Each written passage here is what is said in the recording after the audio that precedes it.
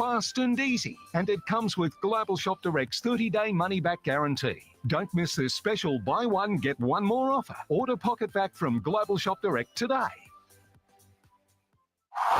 Great idea! Global Shop Direct!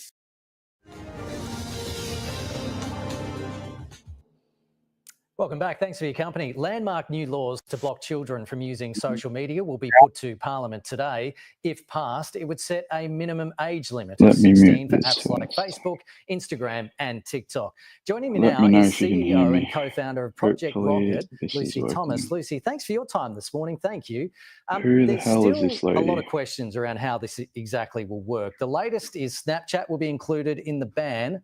But this morning, I haven't been able to get a straight answer around what happens once a new social media app springs up, which will most likely happen straight away, you would think. There seems to be plenty of loopholes. What are your thoughts this morning? Oh, that's one of the many questions that I myself have as well. First of all, I just want to...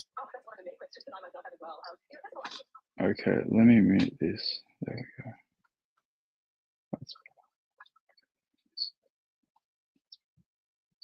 Okay, I can hear myself. Cool.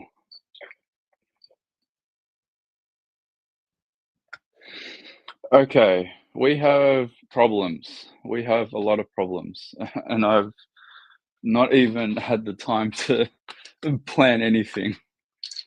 5 hours sleep. This is about the social media ban, but this is bigger than that. This is the digital ID, basically. This is to force everyone onto a digital ID. Hey, look, we've got a post from Anthony Albanese. From what? About an hour ago, 45 minutes ago. Today, we're introducing our bill to make 16 years the minimum age of social media. Ay, ay, ay. All right, so this is what I know so far for everyone that's joining. What I know so far is that the notice paper is up and it is 4th on the list. Now, I haven't actually clicked this link. I clicked it last night to see if it was up, the legislation, but it wasn't up. So let's find out together and see if they've published it yet. No. So it's still getting me to a corrupt page. Yeah, so they haven't published it just yet. So we're going to need everybody to help break down the bill the second that it's published. But yeah, so what I know at the moment is that one, it's at damn near the top of the list. It's number 4 on their agenda. And number 2, which is even more scary, if you want to call it that, is that they're going to ram it through the House of Representatives today. So it's going to have its first reading, and then it's going to be moved to its second reading. So it's just going to go bang, bang, straight into the Senate. So they've only got today and then Monday to Thursday next week to get this done. So they're going to take it through the House today. So what I've spent the last 40 minutes doing as quick as I could possibly do it was I put a link, which is in the bottom of the template of the stream. And I also, if you're on YouTube, it's linked in the description, and I've made a little thingy here. So what you do is you find your local member. So you just click it and then it'll open up to a new tab. You type in your electorate, your postcode. So mine's 2077. And then you find your local member. So it's these two clowns. And the reason why I call this guy a clown in particular is because this is the stooge that actually introduced the misinformation bill at the very beginning. So me and Paul Fletcher are going to have a chat one day about all this. Anyway, you need to find your local senators, because we're not going to be able to beat this in the House of Representatives. Let's be real. I know a lot of people are going to hate that I just said that, but it is what it is. The numbers just don't sit with us. So click on number 2, and then you find your local member. Oh, your local senator. So there might be a whole bunch of them. So in New South Wales, there's like, what, I don't know, fucking 9 or 10 of them. 1, 2, 3, 4, 5, 6, 7, 8, 9, 10, 11, 12. And I think all of them bar one are Greens. I mean, Labor. One's Greens, yeah. I'm pretty sure like Faruqi should be here. I don't know. Maybe they haven't updated this, but it should be fine. This is the Parliament website. So just find their details, go to their page, go to the Electoral details. Connect actually, sorry. Find their email and just copy it. And then back here, write your letter. So I've got a bit of a template here that you can copy. Please customize it. I don't want a million generic emails to go out. So use the template that I just copied below and then send your email and then share this around. But I'm probably going to just hang out on a stream for a little bit, because if this pops off early, then we may as well watch it all together. So the House of Reps starts at 9 o'clock. So we've got 8 minutes to go. But yeah, if you're just joining, click the link on the bottom of the template, or if you're on YouTube, in the description, and then follow the steps. The steps are here. Find your local member of parliament. That's your House member. Find your local senator. There's probably going to be a bunch of them, unless you live in a different state. There might only be one. Write your letter. There's a custom template below. And then send the email. The problems that we're going to face with this is that we're going to have to like balance our energy between the misinformation bill and then trying to kill this bill as well. So this bill has gone through what the misinformation bill has already gone through. So the bill is about to go through the House of Reps, and then it'll be in alignment with where the misinformation bill currently sits, which is in the Senate.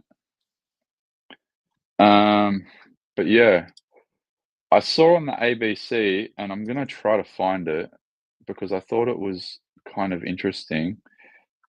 In one of the earliest segments, they said that allegedly, I think I found it. Allegedly, the senators and the crossbench are also concerned about this, which I hope is true. So let me share this. And hopefully the audio is on. And I think this is the segment. Federal Parliament today. Political reporter Tom Lowry joins us now. Tom, good morning. So what do we know now about how this ban will work in practice? Yeah, Emma, we're learning a little bit more about how this ban is going to work. The bill's going to set out a new definition for social media that's designed to capture those major platforms. Instagram, Facebook, X, TikTok and YouTube will all be included. We now know that Snapchat is going to be included as well. The definition will be written in such a way as to make sure Snapchat is included. It had sought to be carved out as essentially a messaging platform. There's going to be an exemption for platforms like WhatsApp and Facebook Messenger. We expect to ensure that young people can continue to use those services online, but can't access these social media sites. And Snapchat is going to be considered a social media platform. There's also going to be exemptions for platforms designed for young people. YouTube Kids would be an example too. There's still a question mark about whether things like Instagram teen accounts might be able to meet that definition as well. It's going to be up to the platforms to determine how they actually enforce this ban. It's going to be left to the platforms themselves to determine, but the government needs to be convinced they're taking reasonable steps to ensure that young people aged under 16 can't access these sites, or they could be liable for fines of up to $50 million. Tom, how quickly could this happen? Could this ban be law within a few days?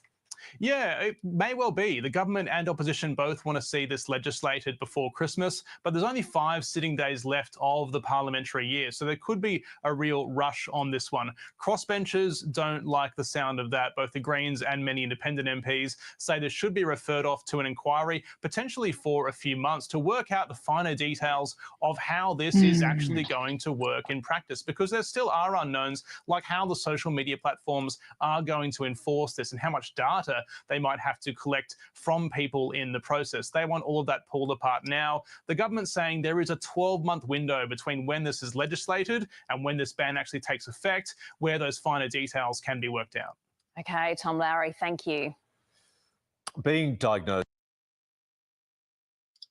Okay, so it wasn't in that segment. I'm going to try to find it. But yeah, they are running the story at the moment. So every news network is currently spamming details about it. But yeah, let me go back to that link. So yeah, that's the website. That's the link. So the link is in the description of YouTube, and it's also on the bottom template if you're on Twitter. So there's like 400 people on Twitter, I think. So yeah, go to that link, find your local member, so your House member, find your local senator, which is critically important, and then write your letter. And there's a template on the bottom. But customize the letter. Please customize the letter. And then send it, and then share this out so everyone else can do it. And let's just try to bombard them with, like we did with the misinformation bill. Because we haven't really been able to balance our energy and focus on one thing without losing focus on the other. So I'm going to try to choreograph this as best as I can. And then hopefully I get a little bit of help with this once everyone else wakes up. But yeah, let me just see what you guys are talking about. Good morning, everyone. Do I have a Patreon? I made a Patreon, but I'm probably not. I don't really use Patreon. I've never promoted it. If you wanna get me a coffee though, just go to the website and then click the support link. Because I haven't had anything except for a sip of water just yet. Okay. Let me actually, yeah, there was this report as well. So Sky News has been running a bunch of it. They're probably the more reliable network with regards to at least giving information. Let's see what this report's about. Let me unmute.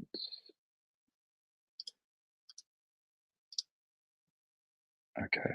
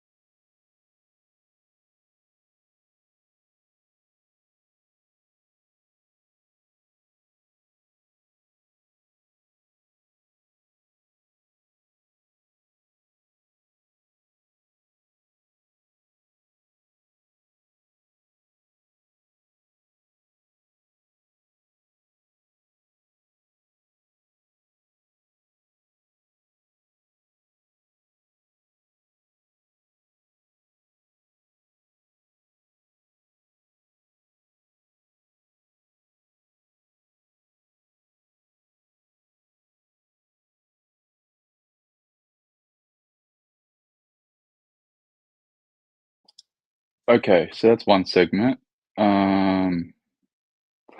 Let's do a quick little exercise on Twitter, because that's where the bulk of everyone is. So we've got what? Damn near 600 people already.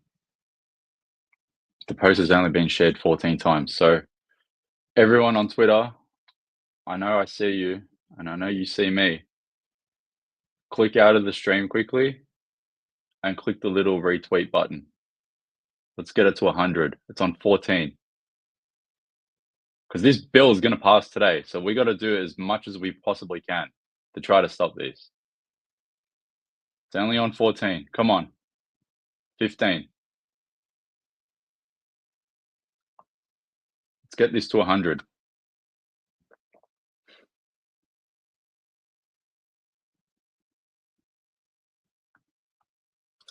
And while you guys do that, I'm going to try to find this segment from the ABC. Come on, guys. We're on 20.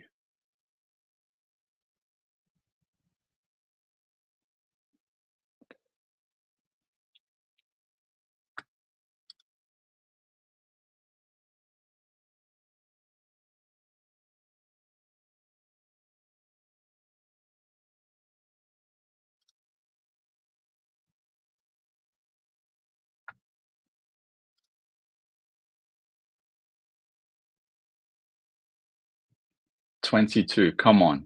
There's 600 people on Twitter. We just need 1 out of 6 people to share it. Let's go. Now, where's this segment?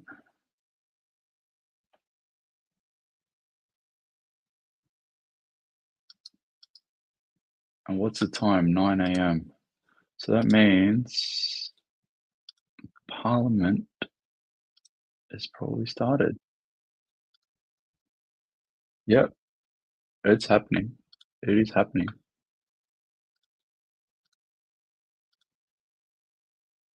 Okay, so this is not the bill. So health legislation amendment. Okay, so we're actually going to be very close to this bill being read and passed. So they are currently reading.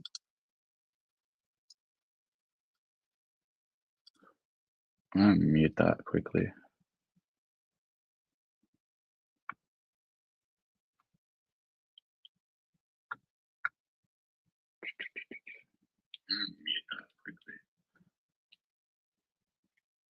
Okay.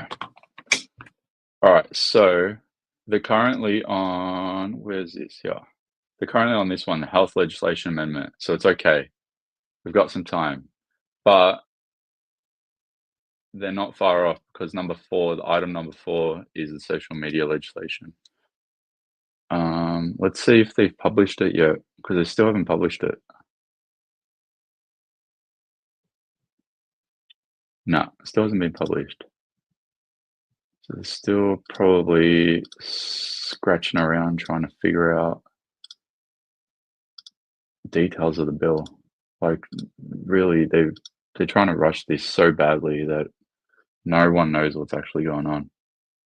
Like, they haven't consulted anyone. No one knows what's going on. Okay. All right, so we've got time. But we don't have much time. We might have an hour at best. But yeah, nothing is happening at the moment. It's just Mark Butler yapping. Okay.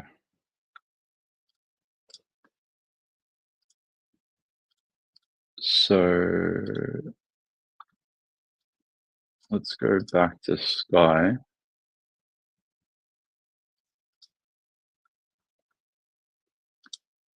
And I'm pretty sure they've run a few segments already. I just may not be able to go all the way back. Here we go. So there's another one.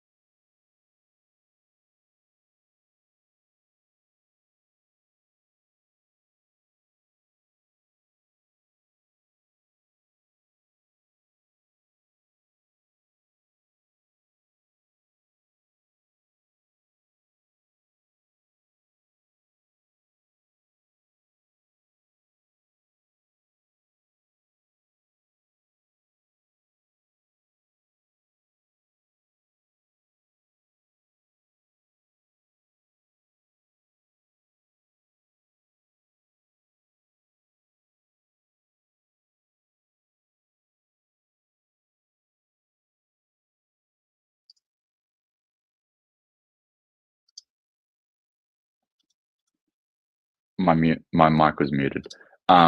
This is one probably from about, what, 10 minutes ago. Yeah, because Laura Jays does the AM agenda. So this is another segment. I'll see if I can just get to it now.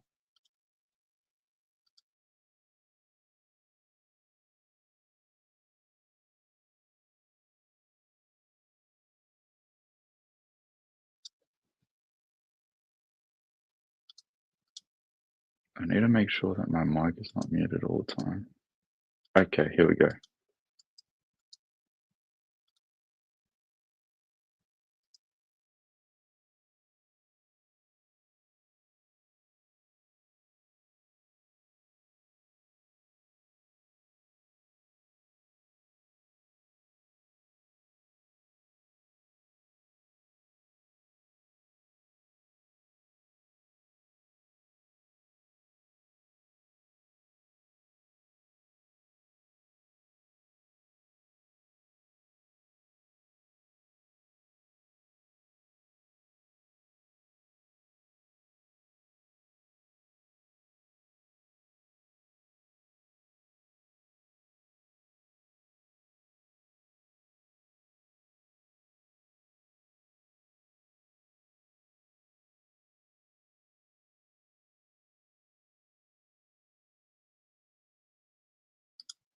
In a little over half an hour. There we go.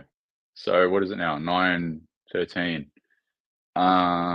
So yeah, probably just before 10 o'clock, I'm gonna guess, which looks about right because at the moment we are at the health legislation amendment, and that's item number 2, and this bill is at item number 4.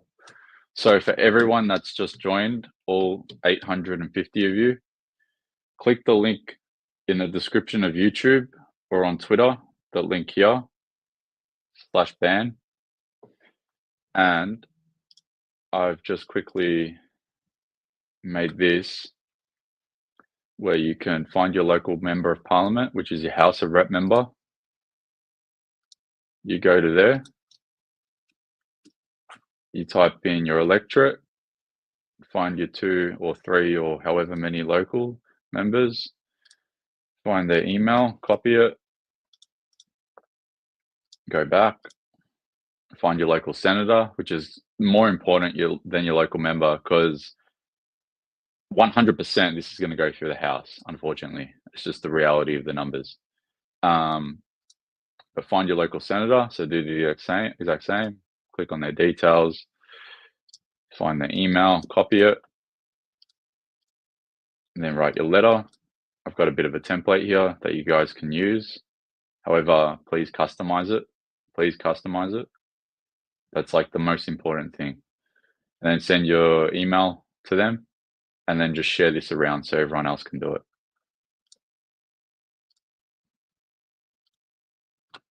I'll go back to this report.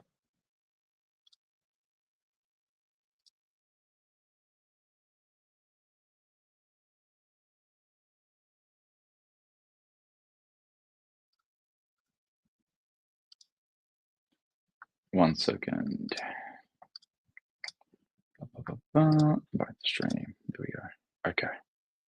Those companies or one who's over the age of 16, and when it comes to enforcing these laws. We can show you a little bit of what's in the bill that will be put to Parliament in a little under half an hour's time by the Communications Minister, Michelle Rowland. It would set a national minimum age of 16 for social media. It would be enforced with age verification technology and enforced by the platforms. There's no onus on parents to police this.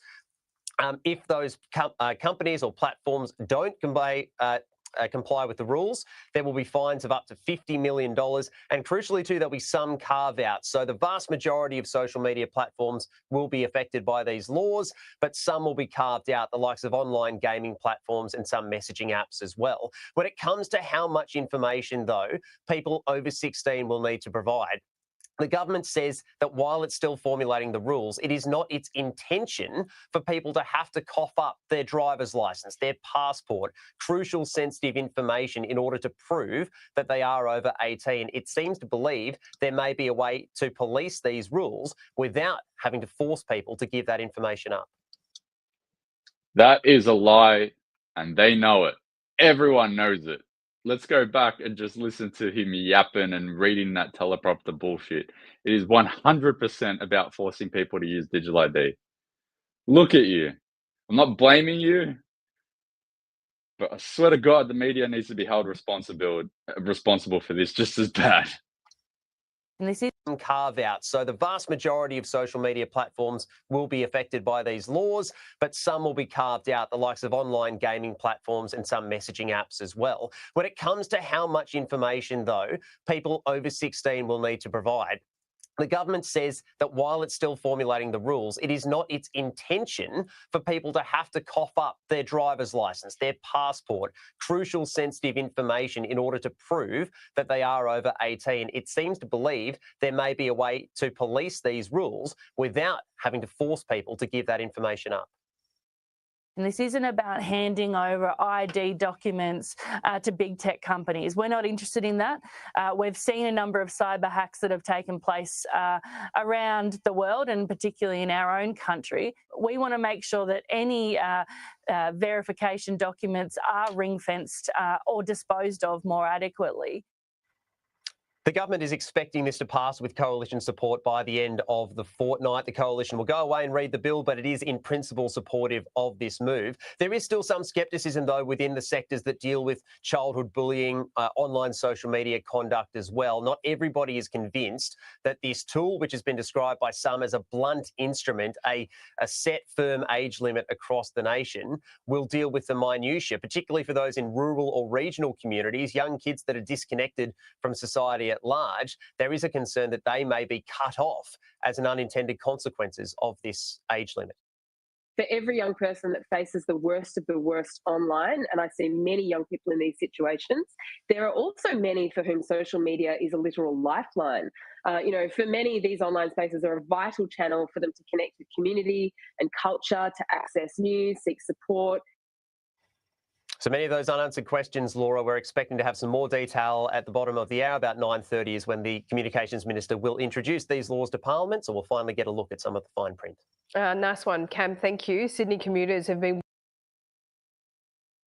Okay, sorry guys. I know I'm trying to balance reading and sharing everything and making sure the audio is fine. All right, so yeah, there's a lot of reports going out at the moment with regards to the bill. Let me just cut the audio on the warned to news, prepare for 3 days. and I'll just try to skip and see if there's any other reports. But yeah, I think we've caught up to what we can possibly find so far. So in the meantime, let's check in on the House. We've still got Mark Butler yapping. Adjourned, and I give the call to the honourable member for Canning. I move that debate be adjourned. The question is the resumption of the debate be made in order of the day for the next sitting. I'll put the question. Those opinions say aye, against no. I think the ayes have it. I call the clerk. Government business, notice number 3, Aged Care Consequential and Transitional Provisions Bill 2024. Okay, so they're on item number 3. So item number 4 is the bill. So we are moments away. We are moments away from the social media minimum age bill being read and passed in the House of Reps. And the reason why I know that is because it says here. So every day in Parliament, for those that don't know, they come up with a daily program. This is the House of Reps daily program. It's today's. And they publish it about an hour before they sit. And they'll tell you exactly what they're doing. So at the moment, they're on item number 3 now. And we are one item away from this social media minimum age bill being read. And it's going to be passed because it says here, second reading to be moved. So they're going to push it through its second reading. Then debate's going to be adjourned. And then it'll just go to the Senate. At least that's my interpretation of it. I'm like still learning all this stuff, but yeah, I'm like 90% sure that it's going to get rammed through the House at least today, which is so dumb. It is so dumb. And not only that, I'm pretty sure Anthony Albanese is now back in Australia. Not only is he posting, saying this stuff, where is it here? Yeah, put this tweet out like an hour ago.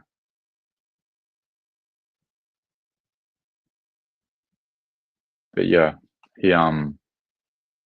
he's yapping on about it now. He's already clamoring at the fact that this is going to happen, and he's getting ratioed already, 900 comments to 600 likes. Let's see what people are saying. I know this lady's a big advocate, yeah. Yet you lie to children and claim that they can change their sex with costumes, harmful drugs and surgeries. You do nothing to address the prolifically, is that the right way to, prolifically available porn. If you list a child book in your, oh yeah, that book, yeah, one of the books of the year, Trojan Horse for Digital ID, yeah. That's why this is important for everyone. This is not about the kids, obviously. This is going to affect everybody. Everybody's going to have to get a digital ID, whether it's now, whether it's in the future. I don't know what their timeline is. From what I can tell, from what Caddy Gallagher has told us, the digital ID bill is passed and it's going to roll out on the 1st of December, which is only 9 days from now. This will be a hassle for adults. It will outlaw anonymous accounts. It will ultimately be costly and ineffective at its goals. The idea kids will put down their phones and go outside with this law is a fantasy. They'll just go to 4chan and other unregulated sites.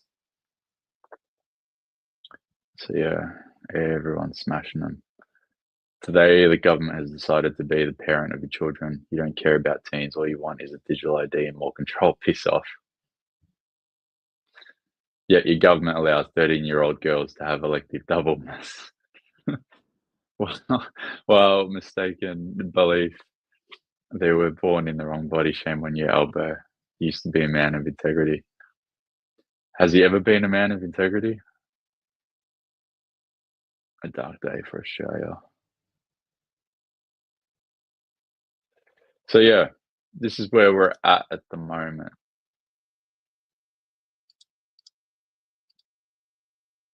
Here we go. Another popular Labor member of Parliament. Let me just pause that quickly. Let me just make sure that they're not up to the bill just yet. Okay, we're all good. All right. So in 3 seconds, I'm going to show you everyone's favorite member of Parliament. 3, 2, 1. Laura, and I don't know what the perpetrators of these sorts of crimes think they are achieving. If anything, this reduces support and sympathy for their views. I'm so shocked and disappointed that people think that this is an appropriate response to what's going on in the Middle East. Yeah, I couldn't agree with you more. Let's talk about what's going on in Canberra. The social media age ban or age limit will be introduced in about 10 minutes' time in the House. Yep. I mean, are we going to get, essentially, there seems to be a fair bit of bipartisanship here, but it's just about what technology is used to actually enforce this. Are there still concerns around that? Yeah, look, of course, we know that the big tech companies are very good at solving problems. So the government's not mandating a particular type of technology. We're saying that the big tech companies need to take reasonable steps to ensure that kids under the age of 16 aren't accessing their platforms. We've set aside $6.5 million for an age assurance trial. We know that there'll be different types of technologies. We're testing a number of those types of technologies, but I'm very confident that if the big tech companies see it as in their commercial interests to put a bit of money behind finding a solution, they'll find a solution. They've got a lot of clever people working on how to get our kids addicted to technology. Yeah. Maybe they could put some of those clever people to work on protecting our kids. But that's exactly the point, isn't it, Tanya, that they don't see a commercial interest in limiting social media to those over 16, because they'd like to get these kids addicted as early as possible. Yeah, and that's why we've had to put very significant fines into the legislation. And we've said that we will fine companies up to $50 million if they are deliberately flouting these laws. I mean, I've got children. The terrifying prospect of them being teenagers and being on social media is something that's a few years off for me. But more seriously, when I speak to many parents with kids of teenage years and just heading into high school, I mean, this could seriously change lives, couldn't it? Because the pervasive nature of social media, I mean, you just got to look at the data. It has changed the way that teenagers think about themselves, bullying. Okay, I'm just going to interrupt that because this bitch is fucking reading it. Shit. And the explanatory memorandum. Call the clerk. First reading, a bill for an act to amend the Online Safety Act 2021 and for related purposes. I call up Minister for Communications. Deputy Speaker, I move that this bill be now read a second time. Keeping Australians safe online is a top priority for the Albanese government.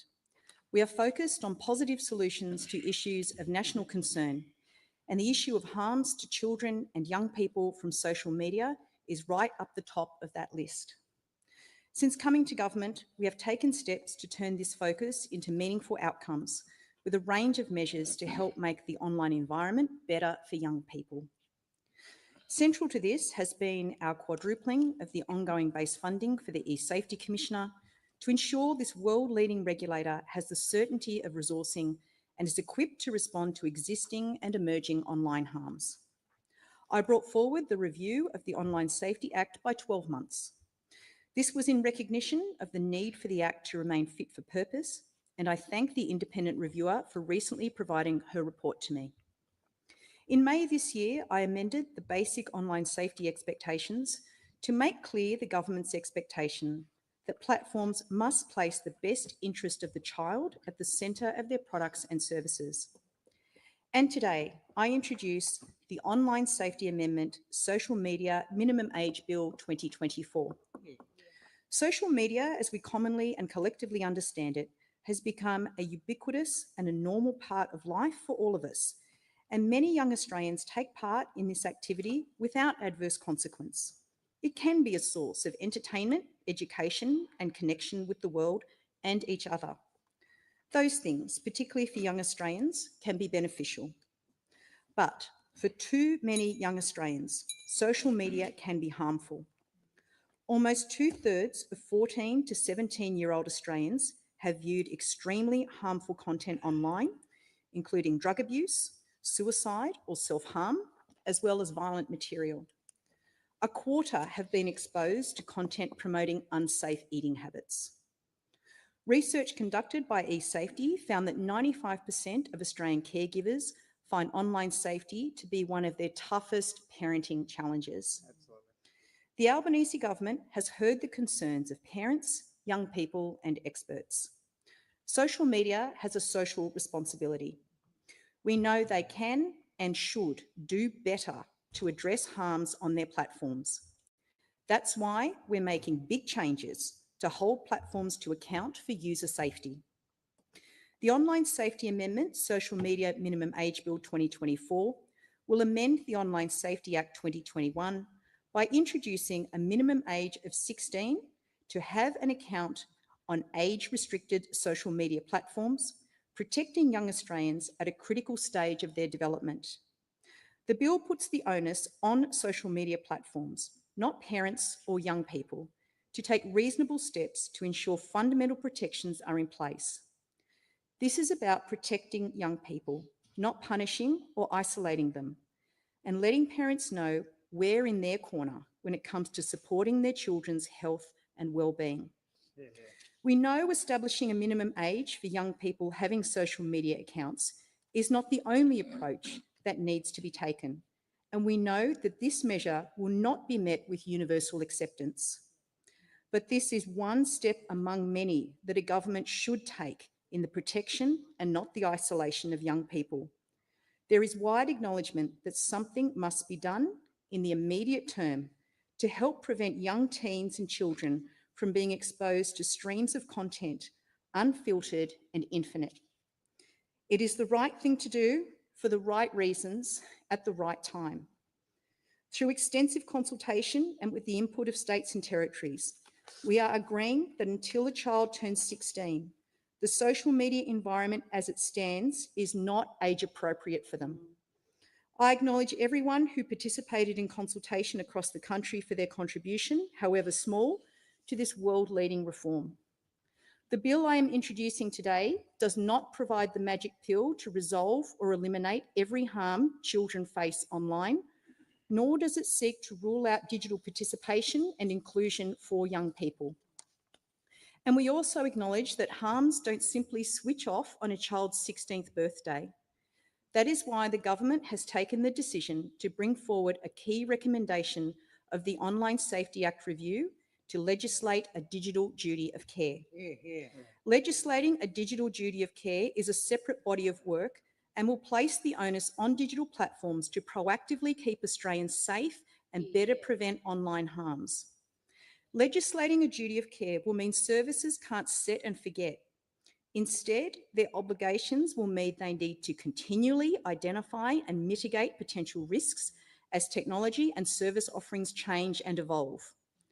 While the social media minimum age legislation introduced today is targeted at the protection of children under 16, the duty of care will ensure all Australians are better protected from online harm.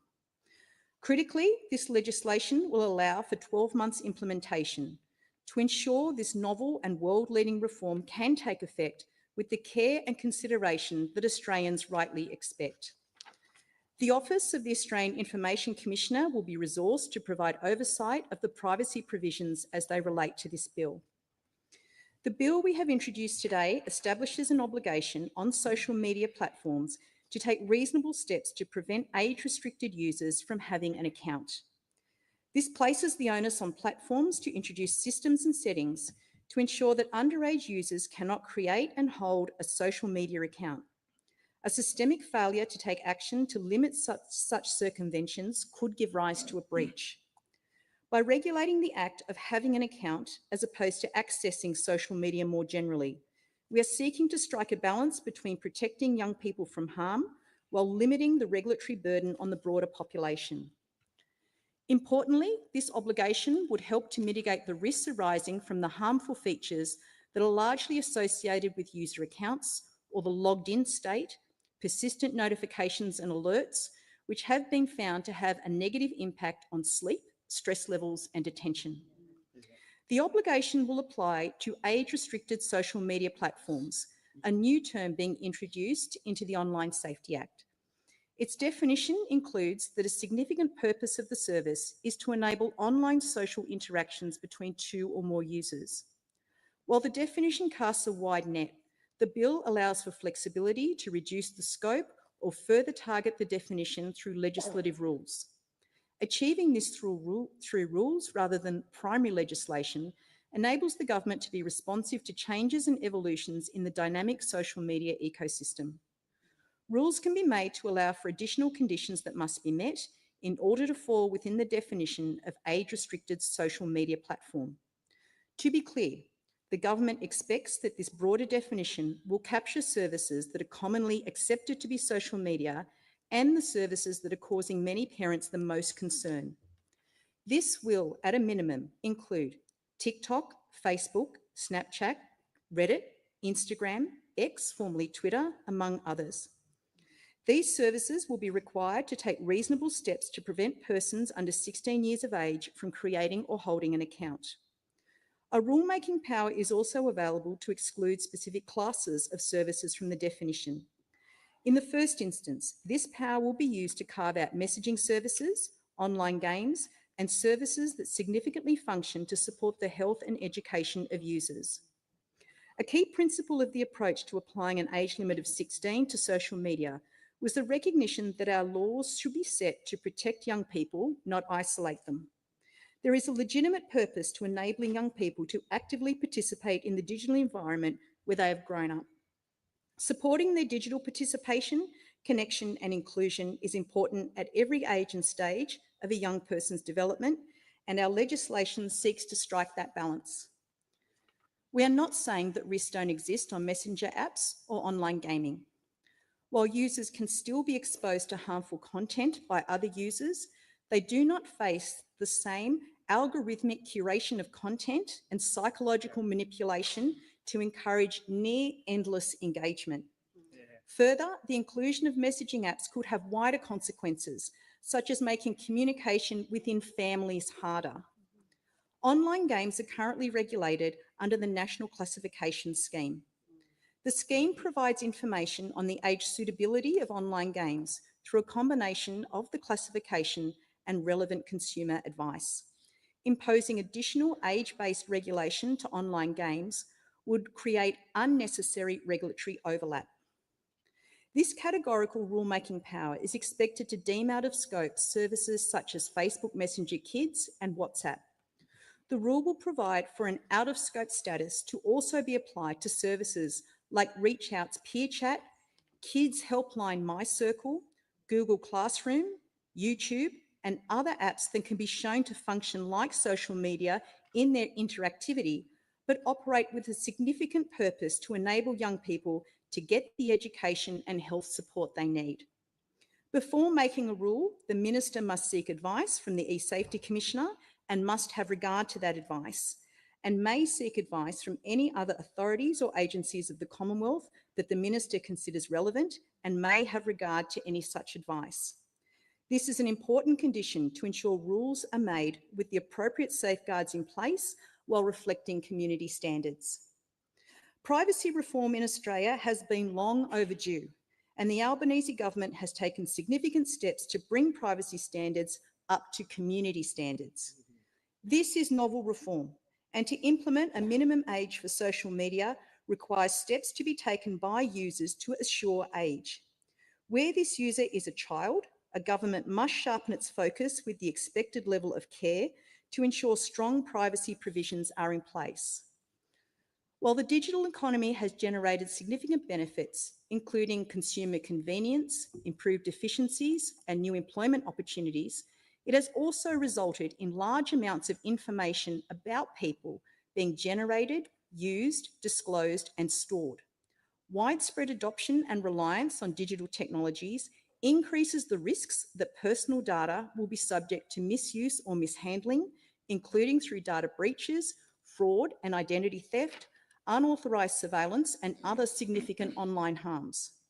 For these reasons, the bill introduces more robust privacy protections which strictly prohibit platforms from using information collected for age assurance purposes for any other purpose, unless explicitly agreed to by the individual. The approach taken in the bill expands on Australia's privacy framework, taking a heightened approach to information protection that is informed by the 2022 review of the Privacy Act. Compliance with the minimum age obligation will likely involve some form of age assurance, which may require the collection, use and disclosure of additional personal information. The bill makes it explicit that platforms must not use information and data collected for age assurance purposes for any other purpose unless the individual has provided their consent. This consent must be voluntary, informed, current, specific, and unambiguous.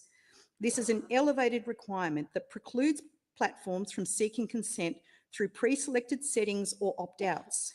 In addition, once the information has been used for age assurance or any other agreed purpose, it must be destroyed by the platform or any third party contracted by the platform.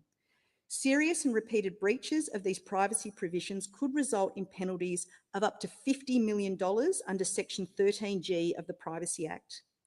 Given the vitality of robust privacy and security for Australians online, in the case of the minimum age for social media, we will undertake additional consultation to determine what reasonable amendments we can introduce ahead of passage of the legislation.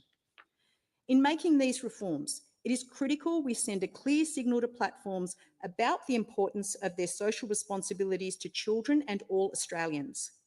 As such, this bill will impose significant penalties for breaching the minimum age obligation. This will be as high as $49.5 million for bodies corporate, consistent with serious offences set out in the Privacy Act 1988 and the Competition and Consumer Act 2010. The bill increases penalties for breach of industry codes and industry standards to up to $49.5 million for bodies corporate. This addresses the currently low penalties in the OSA and reflects the systemic nature of the harms that could arise from breaches of the codes and standards. The bill equips the E-Safety Commissioner with additional tools and powers to effectively administer the new minimum age framework. This includes powers to request information from platforms about how they are complying with their obligation, particularly the compliance with privacy provisions.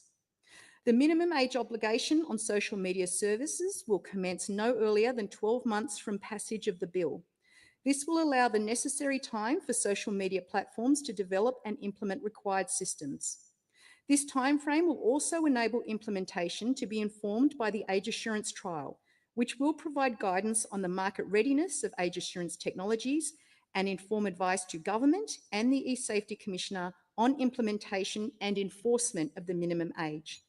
Finally, the bill incorporates a review of the legislation 2 years after effective commencement. This provides the government with an opportunity to undertake critical societal measurements of the impacts of the legislation using qualitative and quantitative research to understand how this policy is working for young Australians. It will allow time to recognise any technological advancements since commencement, to reconsider the definition of an age-restricted social media platform, and to consider whether other digital platforms, such as online games or additional social media platforms that can be viewed without an account, should be captured within scope. We will work with the education, health, youth organisations and community organisations throughout implementation and during the review to take in their views. This measure is a key component of the Albanese government's work across the online safety space and will help enable young people to use the internet in a safer and more positive way. It will signal a set of normative values that support parents, educators and society more broadly. Australia has consistently paved the way in global online safety, and the introduction of this legislation is no exception. The bill builds upon the Australian government's work to address online harms for young people, including the age assurance trial, establishing an online dating apps code, legislating new criminal penalties for non-consensual sexual deepfakes. The government will ensure young Australians retain access to services that primarily provide education and health services, and work constructively with stakeholders to ensure that only services that meet the strict criteria under E-Safety's powers are able to be accessed by children under 16 years. This bill seeks to set a new normative value in society, that accessing social media is not the defining feature of growing up in Australia. I commend the bill to the House. I thank the Minister for Communications. Now, debate must be adjourned. I call the... If the debate be adjourned. I thank the Honourable Shadow Minister. The question is that the resumption of the debate be made in order for the day for the next sitting, and I'll put that question. All that opinion say aye. Those against say no. I think the ayes have it. Could I call the clerk? Government business, notice number 5, approval of work in the...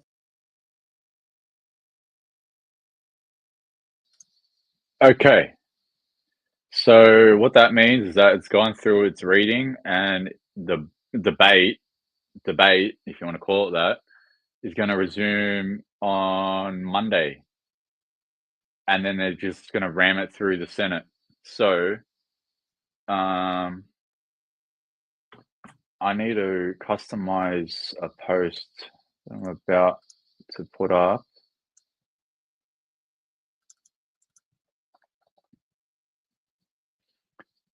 And then I'll update you guys on exactly what we can do to try to stop this.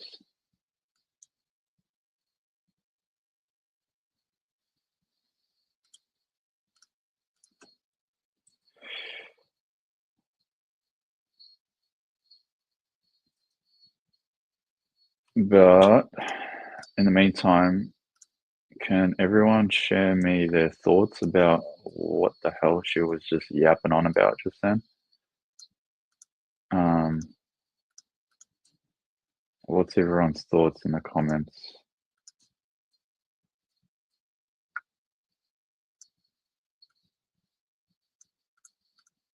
And also, I'll just check the notice paper to see if there's anything else that I may have missed that needs to be looked at.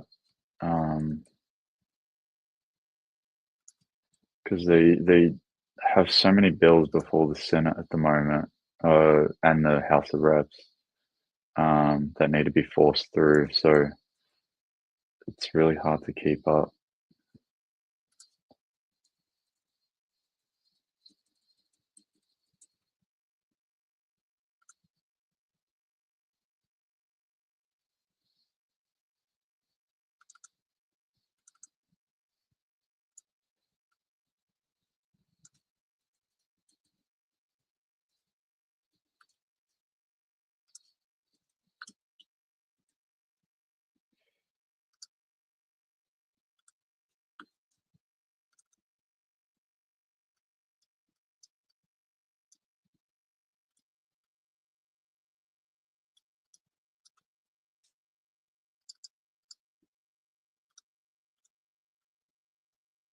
And for those that may have just joined,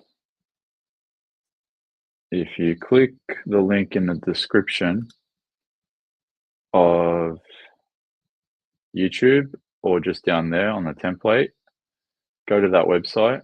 There's instructions on how to write to your local member and senator. So it's all there. So I'll go through this with you guys now. So find your local member, goes to here, type in your postcode, you'll find your member, click on the connect, you'll find their email, copy it, go back, find your local senator, do the exact same thing, connect, find their email, copy it. So that's senator, sorry, there you go, copy it, go back, write your letter. There's a template here, but just customize it. So this pretty much hits all of the points of concern for most people. But just customize it a bit, make it, make it come from you. Give your own personal reasons, and then send it, and then just share this link around. And we'll try to get as many people out to stop this from happening. But in the meantime, while that is happening, I want to give a thank you to Wide Awake Media. 600,000 followers shared the stream. So really, really appreciate it. Thank you so much. I sent them a DM, him or her, guessing him, and shared it straight away because it's happening in the UK. So I saw this being reposted in my post. I'm like, the UK are going to do it. They are doing it as we speak. Please help us. So yeah, so shout out to Wide Awake Media. So it's happening everywhere. It looks like it's going to happen in the UK. It's tabled. It's on the table. But it's already going to pass in the House of Reps for us. So we're about 2 steps ahead of them. But really appreciate the share. That's going to help a lot to get the word out there. So while you guys are now hopefully writing letters, I'm just going to quickly fix this post up. So this is generally the workflow that I go through. I go through the news media outlets, mostly Sky and ABC, because they have live broadcast channels that are easy to replay. And then when anything of real significant importance comes up, I get a copy of the content and then I template it into a post. And then I put it out there as quick as possible to keep everyone informed. And it is insane, but expected, that they have put this through the House of Representatives so quickly. Like super quickly. Like she read it, what, for 10 minutes? Let's go back. Let me go here. She started reading here at 27 minutes ago. And then she was done at about 10 minutes out. So what, 10, 17 minutes? Yeah, give or take. It's crazy how quickly they can just do this, you know, yap on for 10, 15 minutes. And then bang, it's passed. It's insane. So we're all getting an education on how quickly governments can force through legislation that are quite sinister. And no one will know the wiser. You know, there's people out on the street right now, there's people on the trains, if they're running, I don't know if they're running in Sydney, and God knows what the hell's going on in Sydney at the moment. They're just like, yeah, they're on their phones watching dumb videos, and meanwhile, 4,500 of us are just watching the government pass these tyrannical laws. They don't know the wiser. All right. So I'm going to put a post up now. I've caught the most important part from her yapping, which is basically saying that she's going to pass this bill. And I'm going to share it onto Twitter right now. And all 4,500 of you legends, please give it a retweet.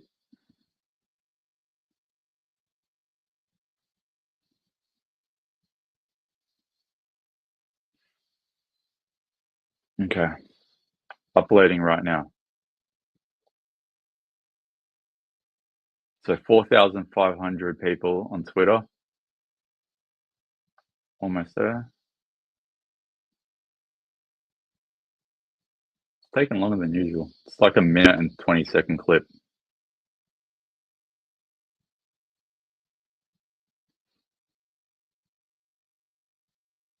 Three, 2, 1.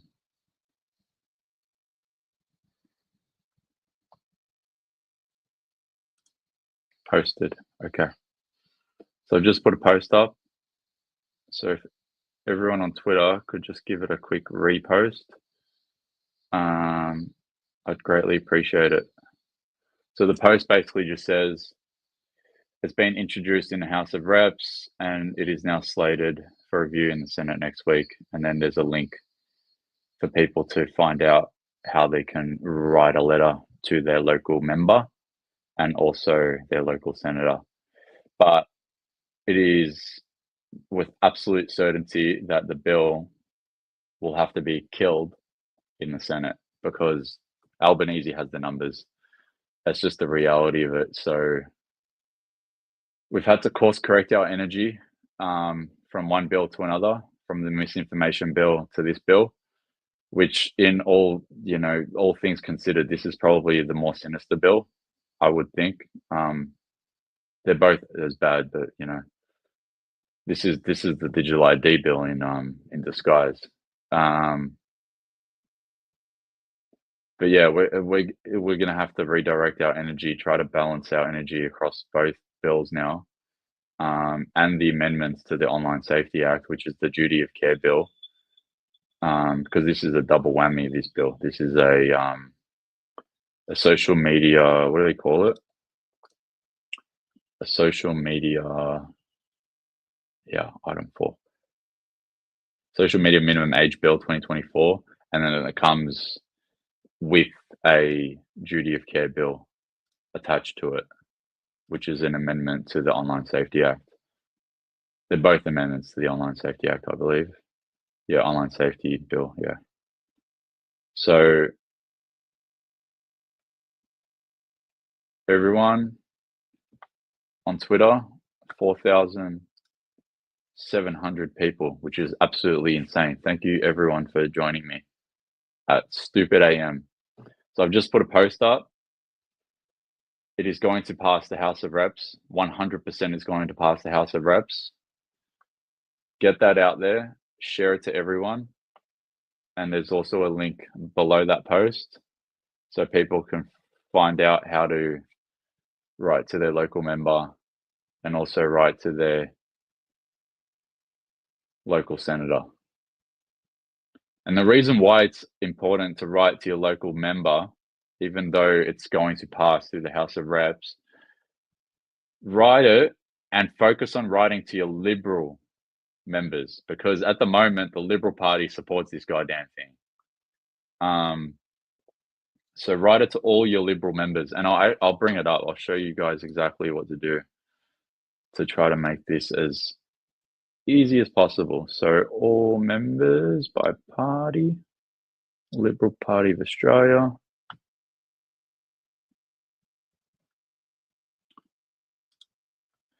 It doesn't show all the members on here. Here, okay. By party.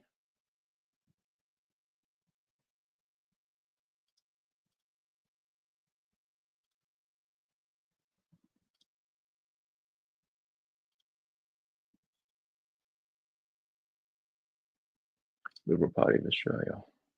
There we go. Okay.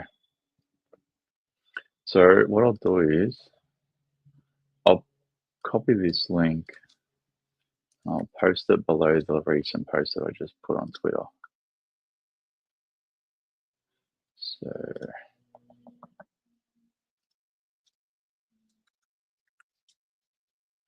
write to your local Liberal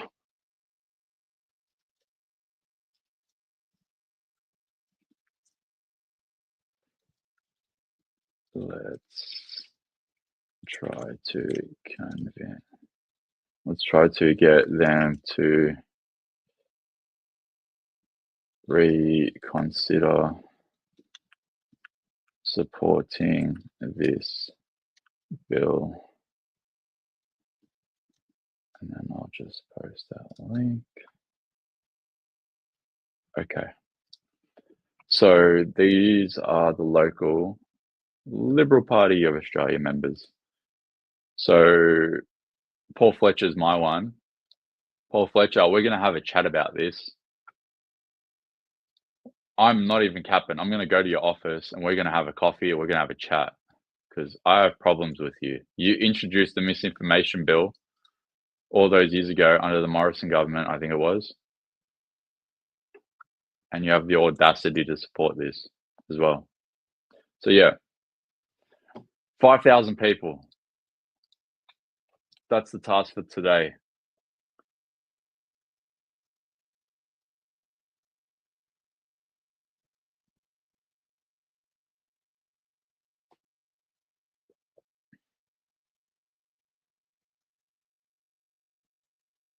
So if anyone has any questions, let me just quickly go back to the live stream and see what everyone's been saying.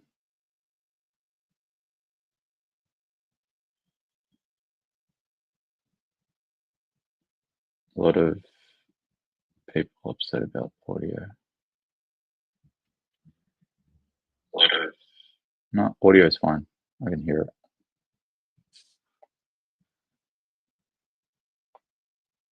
Let me just go to Twitter's feed quickly. Yeah, no, it's fine. All good. All right.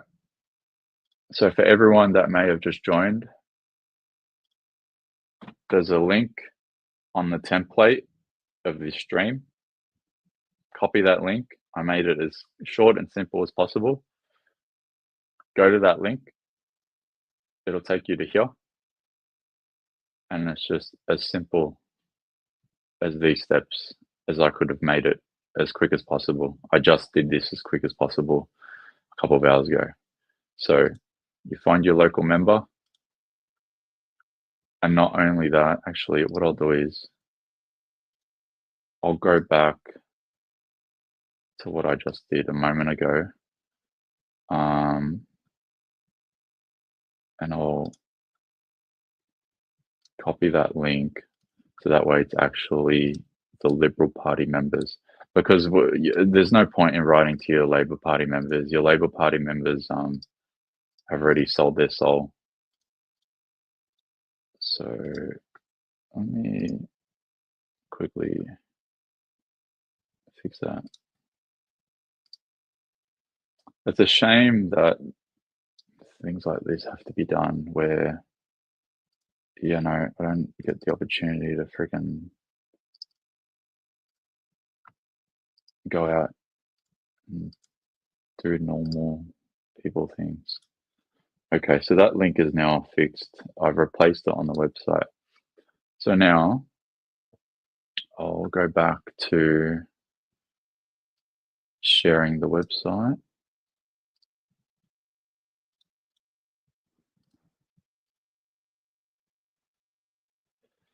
And I'm going to keep this short and sweet. I'm going to probably try to wrap this up in the next 20 minutes because not much else will be happening, at least for now.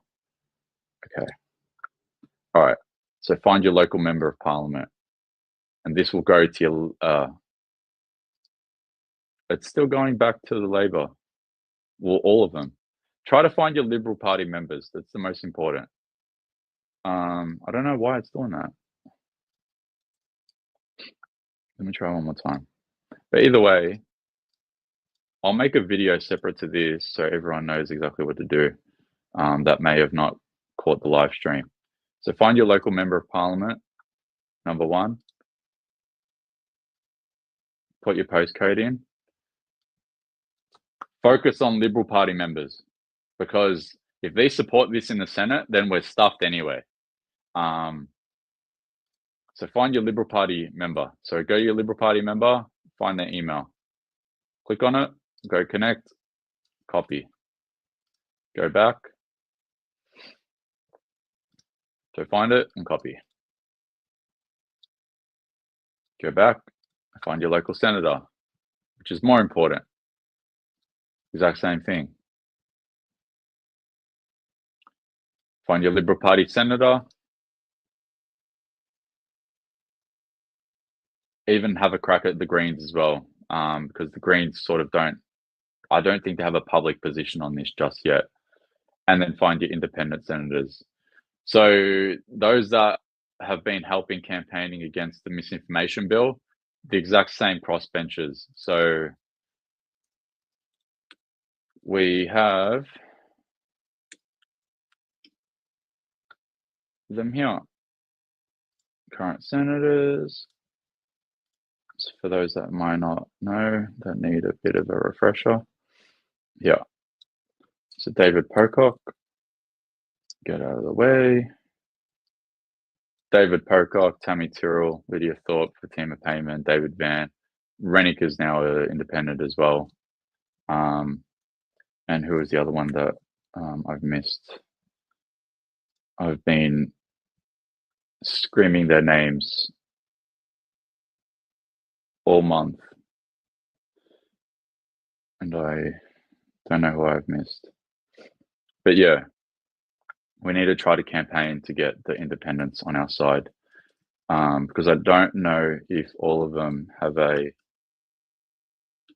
position on it just yet. David Van Jardinic. Yeah. Yeah. And I'm sure someone else is going to make a tool that's going to be better than this. This is not really a tool. This is just me copying instructions step by step. But I'm just doing the best that I can at the moment. Once a better tool comes out, I'll share it straight away. I'll see if anyone has one. And if anyone does know if there's a tool out there at the moment, send me a DM and send me a link to it, and I'll take a look. Whatever's the most efficient, I really don't care. As long as we can get to our local Liberal members and our local senators and the crossbench. Those are the three groups of people that we need. We need to try to, so social media ban legislation, not the misinformation bill. We need to shift the Liberal Party from supporting it to not support it. We need the Liberal Party to not support it. We need them to not support it in the Senate, because if they do support it in the Senate, it's 100% going to pass. So at the moment, they have I think 24 coalition members, and then they've got, I think, 30 in the Labor Party. 25, yeah. So you got 25 in the Labor Party, 30 in the coalition, so upside down. And then you've got the Greens. So Labor will vote with the Greens, but they won't need the Greens if the Liberal Party supported it already. They'll have more than enough. They'll have like 40 something, 25, 30, 20, 40, 50 almost, 50, yeah, 50 members. So this will be slammed through the Senate.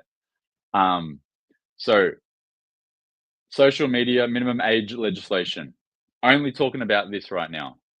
The Labor Party currently have the support of the Liberal Party. This will go through the House of Representatives, 100%. They do not need the coalition support on this. What they do need is the Liberal to back their words and support it in the Senate. So what we need to do, all 5,500 people right now, and hopefully thousands and thousands of more people that see this in the future, which is only a week from now, is to make all of the Liberal Party senators reconsider this and hopefully not give them the support that they need. Because if they do give them the support that they need, then this will 100% pass and we are screwed. So let's do this. We go here.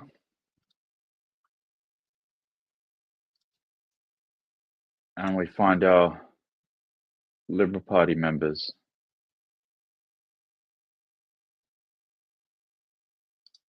This crazy woman from the other day.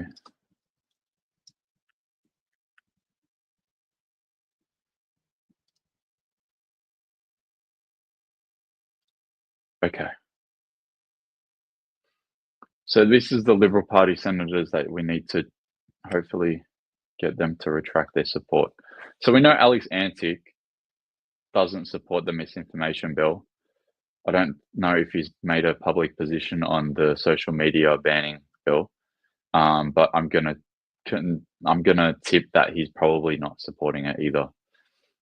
Wendy Askew, she probably will support it, from what I can tell, from what I've seen from her.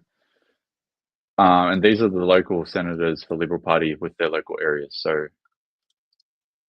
I'll copy that link and hopefully this works on the website.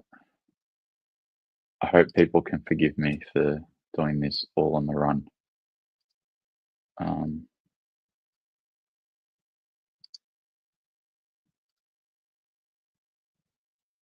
Edit that link, put that one there, save, refresh, share. Okay. Yeah, okay, we're good. Awesome. Find your local Liberal senator. And I'll change that title. Find your local Liberal senator, because we need to get the Liberals to course correct. If they don't course correct, then we're stuffed anyway, unfortunately. So find your local Liberal senator.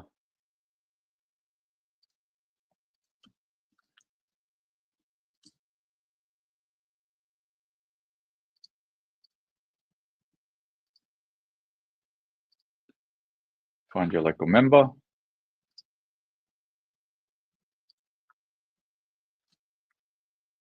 And then write to them.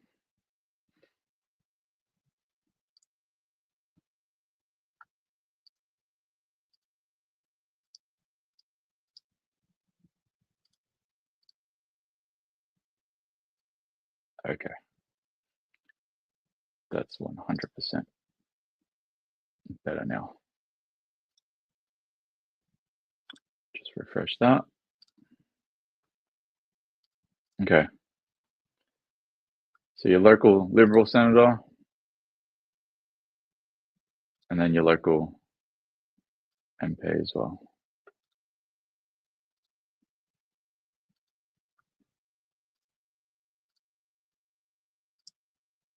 And again, the unfortunate reality of the numbers is that not only will it pass through this House of Reps, they don't need the Liberal Party support. So we really don't need to waste their time with regards to campaigning to them on their decision in the House of Reps, because Labor doesn't need the numbers there. Labor already has the numbers, unfortunately. That's just the reality of the numbers. However, with regards to the Senate, we have a little window of opportunity. Okay, we're all good. Everything's fixed now. Let me go back to chat. Yeah, Antic says no. I'm 99.999% sure that Antic will say no.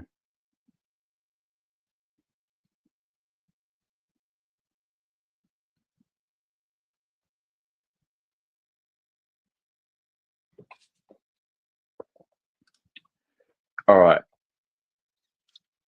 So I think the website is good now.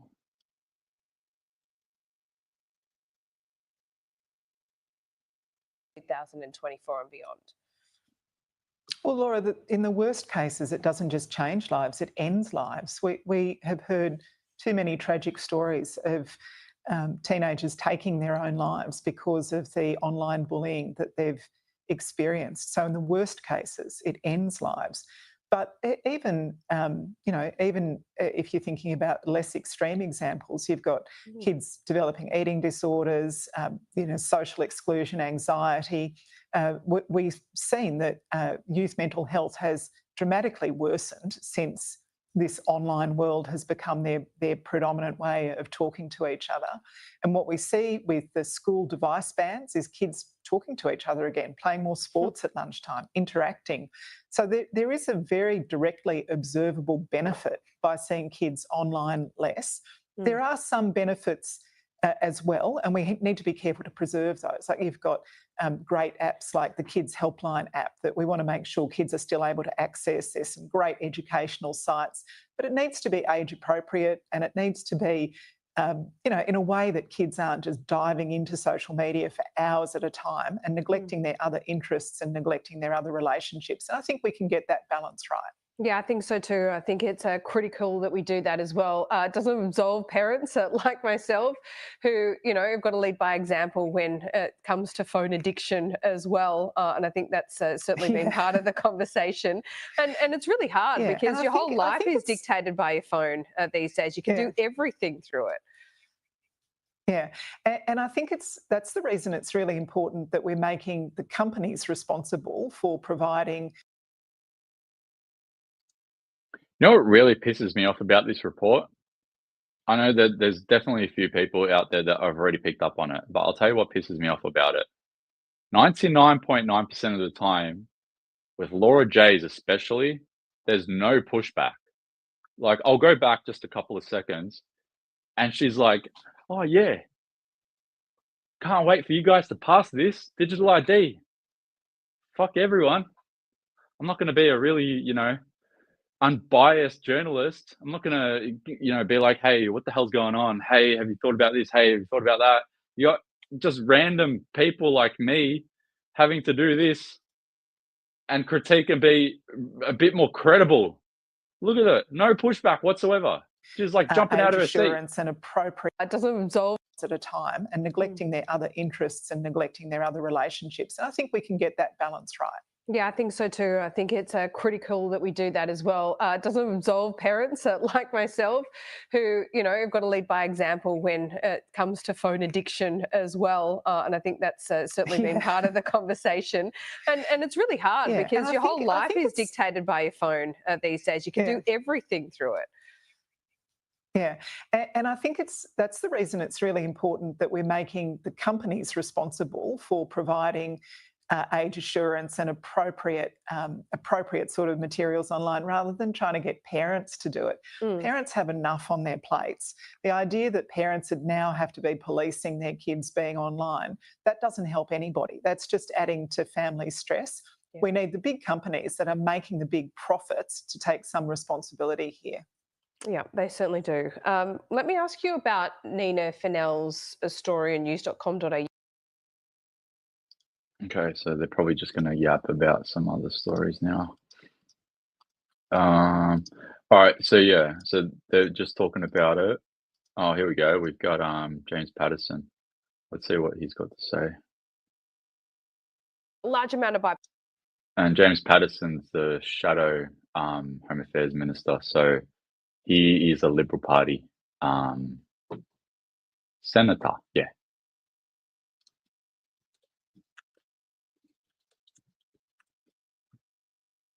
Yeah, senator. Okay, let's see what he's got to say about it, and let's see how unbiased Laura J's report on this is going to be. Technology works. I want to bring in now James Patterson. He's standing by in the Canberra studio for us. He's the Shadow Home Affairs Minister. James, I want to ask you about this issue in Sydney as well, the vandalism overnight. But let me get you on this. There's a large amount of bipartisanship here. This will sail through the Parliament, won't it? Or are you still worried about, some devil in... What? This will sail through the Parliament? What? What? Does she know something that we don't know? Do we even have a chance? The detail there. Laura, as you point out, we've been on the public record on this matter for a long time. David Coleman and Peter Dutton have led the debate on this at the national level, and we are pleased that the government has now finally introduced the legislation because we very strongly support the principle that children should not be using social media platforms. They very strongly support it. Are we doomed? Are we doomed, guys? They are not safe for kids, and we've seen the horrific consequences of that in child sexual exploitation, self-harm, eating disorders, cyberbullying, and many other things. So we'll, of course, look at the details about how the government proposes to do this, which social media platforms are in and out, because the Communications Minister, for example, has not been able to say whether the platform Snapchat is going to be included or not, which seems utterly bizarre to me. Why wouldn't it be? So we are keen to see those. I can't understand a rationale why Snapchat would not be included. Many of the examples of self-harm and cyberbullying and sexual exploitation have come from that platform, and by its very nature, because it sends images that are subsequently not stored, it is highly susceptible to those sort of activities. So it makes no sense to me why it wouldn't be included, and we want to see where the government has landed on those questions. Okay, but you're not going to let the perfect be the enemy of the good here. Well, we're very strongly supportive of addressing this. Parents are crying out for help in this area. We're certainly not going to stand in the way of it, but of course, we've got to go through our party room processes, and we do want to see the legislation, which, as you say, has just been introduced. Prudent. We'll allow you to do that. James, I want to ask you about this incident overnight in Sydney. Okay, so it doesn't sound like there's going to be much opposition on this. We have been talking, you and I, Let's just go back to see what he said, just that last little bit. A few questions around the fringes as to how this age verification technology works. I want to bring in now James Paterson. He's standing by in the Canberra studio for us. He's the Shadow Home Affairs Minister. James, I want to ask you about this issue in Sydney. Come from politically motivated jobs and go through our party room process that are in and out, because the Communications Minister, for example, has not been able to say whether the platform Snapchat is going to be included or not, which seems utterly bizarre Why to me. wouldn't it be? So we are keen to see those. I can't understand a rationale why Snapchat would not be included. Many of the examples of self-harm and cyberbullying and sexual exploitation have come from that platform, and by its very nature, because it sends images that are subsequently not stored, it is highly susceptible to those sort of activities. So it makes no sense to me why it wouldn't be included, and we want to see where the government has landed on those Okay, questions. but you're not going to let the perfect be the enemy of the good here.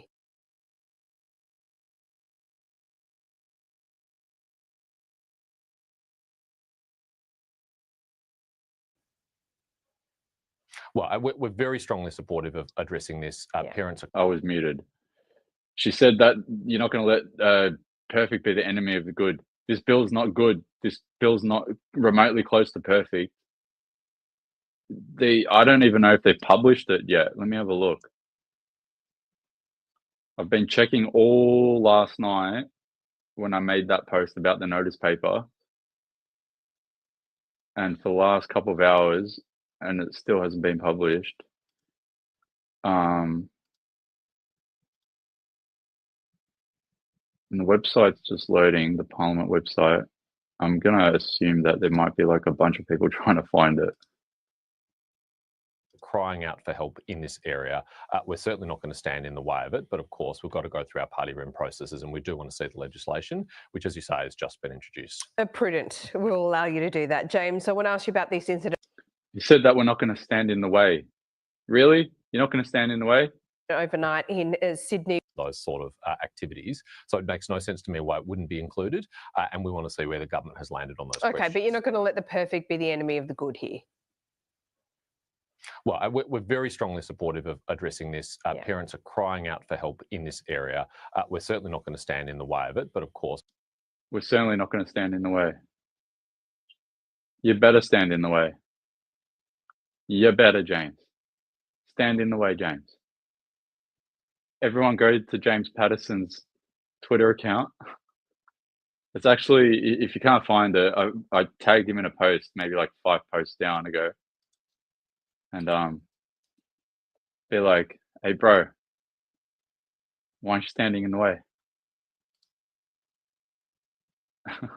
And then clip that part and be like, hey, what are you talking about? You're the opposition or what? What's going on here?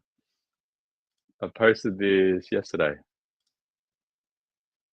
So he says that he doesn't support digital ID, and quite specifically the words 100% word for word, he does not support the use of digital ID being used for this bill. But not more than 45 minutes ago, he said that he's not going to step in a way for this bill to pass. So we got problems. We got problems. And he's on his page. He posted 2 hours ago. So he knows what we're doing. Look, he has the audacity to retweet David Coleman, the Shadow Communications Minister, in his video saying that the senators should not vote or support the misinformation bill. Then he has the audacity to say that he doesn't support digital ID being used. And then he has the audacity to say that they're not going to stand in the way. So we've got to go through our party room process. Exploitation have come from that platform, and by its very nature, because it sends images that are subsequently not stored, it is highly susceptible to those sort of activities. So it makes no sense to me why it wouldn't be included, and we want to see where the government has landed on those questions. But you're not going to let the perfect be the enemy of the good here. Well, we're very strongly supportive of addressing this. Parents are crying out for help in this area. We're certainly not going to stand in the way of it, but we're certainly not going to stand in the way of it. What are you doing, James? What are you doing, bro? I think he's like 36 years old. You're a young lad.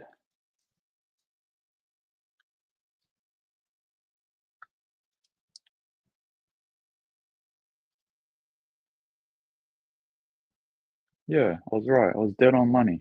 36 years old. He's only 4 years older than me. What are you doing, bro? Institute of Public Affairs. I bet it's these clowns, the IPA. I don't know anything about the IPA, so don't take my words as criticism. But I bet you it's like the IPA or some sort of shadow government group that are all conducting their decision making. I honestly don't think that it's the Liberal Party making the decisions on this. I think it's this shadow government, just like in America, they have their own shadow government, and they're all just doing this. They're pulling all the strings, they're telling them what to do, they're telling them which direction things are going to go. And then you've got all the members of parliament that just make their appearances on Sky News, ABC, 7 News, 9 News, you name it. And then they just read the teleprompter. Okay. Well, unfortunately,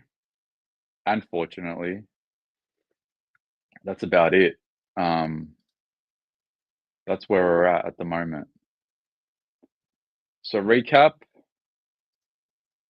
the bill has now been tabled in the House of Representatives. It will be adjourned for debate and recommence debate on Monday. On Monday, it will pass through the House of Representatives,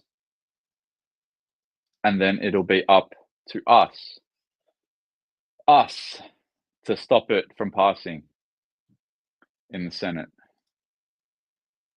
Because at the moment, it has bipartisan coalition support. And we need to make the coalition, the Liberal Party, fear losing the election on a single matter. What do the people call it? A single issue voter. I'm a single issue voter. We've got 6,500 single issue voters with me right now.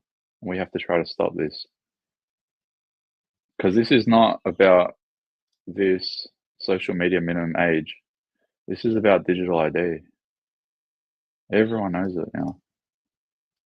Even normies know it. They're like, how the hell are you going to enforce this? See if I can find the video for people that may have not seen it.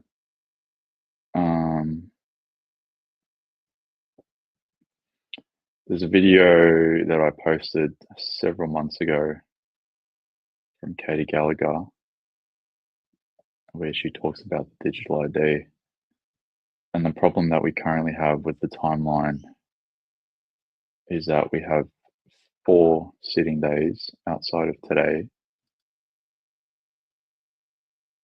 and we also have a scheduled day for the digital ID bill and the digital ID system to go live. So for those that may have not seen this, I'll just quickly play this. It's about the safe and effective digital ID. Digital ID legislation has not come into effect yet. It doesn't come into effect until the 1st of December this year. But we have been very clear. It is a voluntary system, it is a safe system, it is a secure system, and it's simply a means of verifying yourself in a way that gives you control of your own documentation. Digital.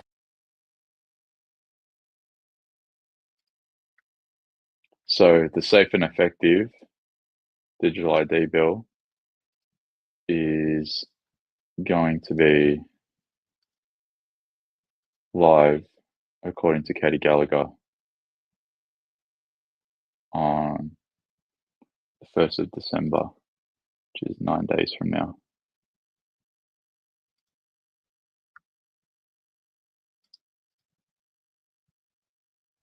Okay.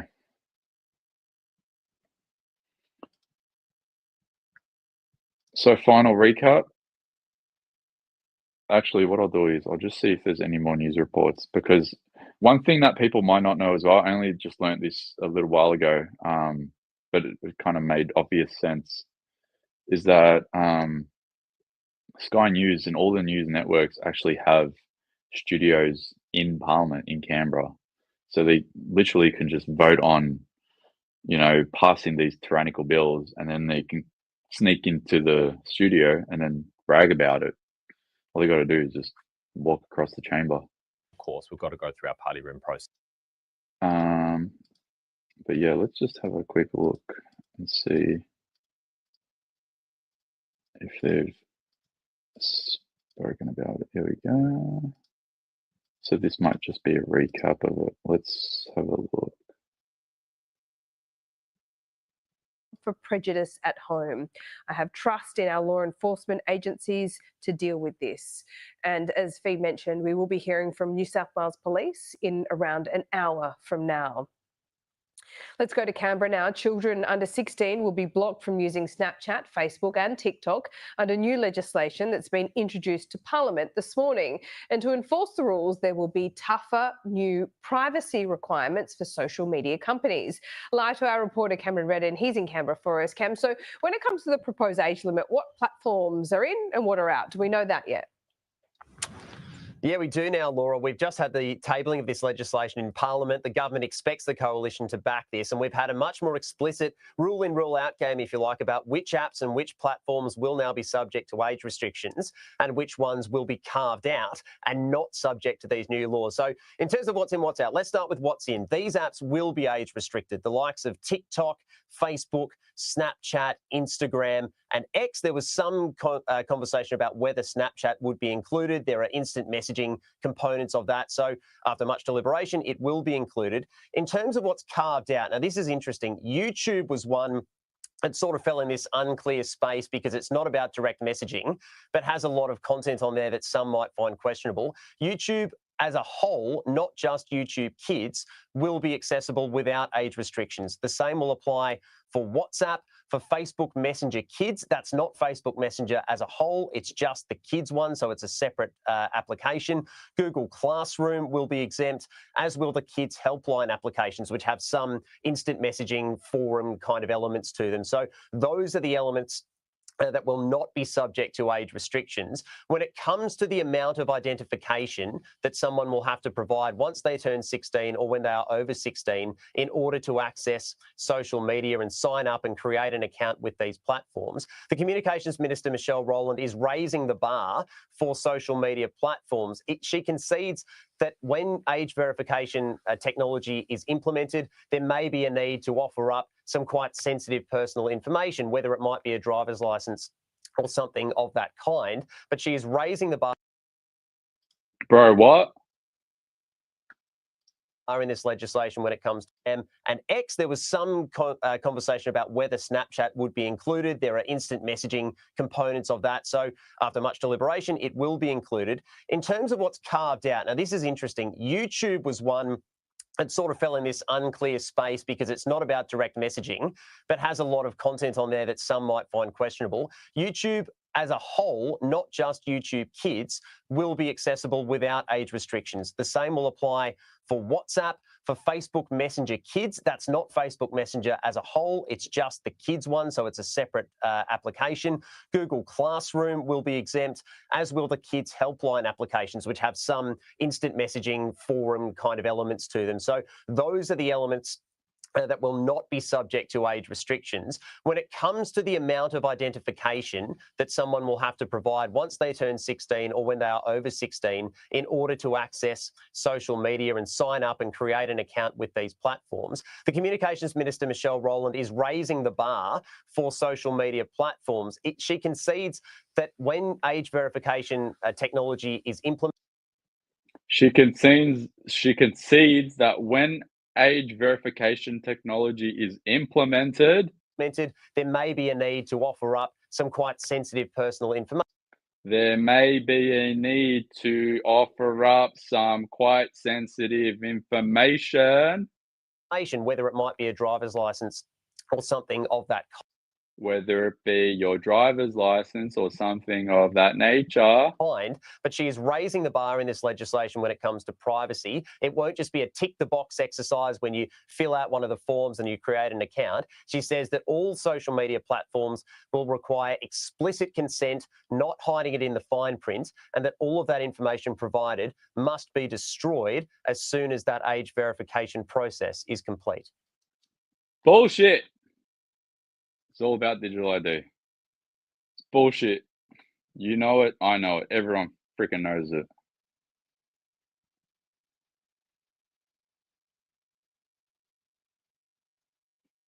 Ah,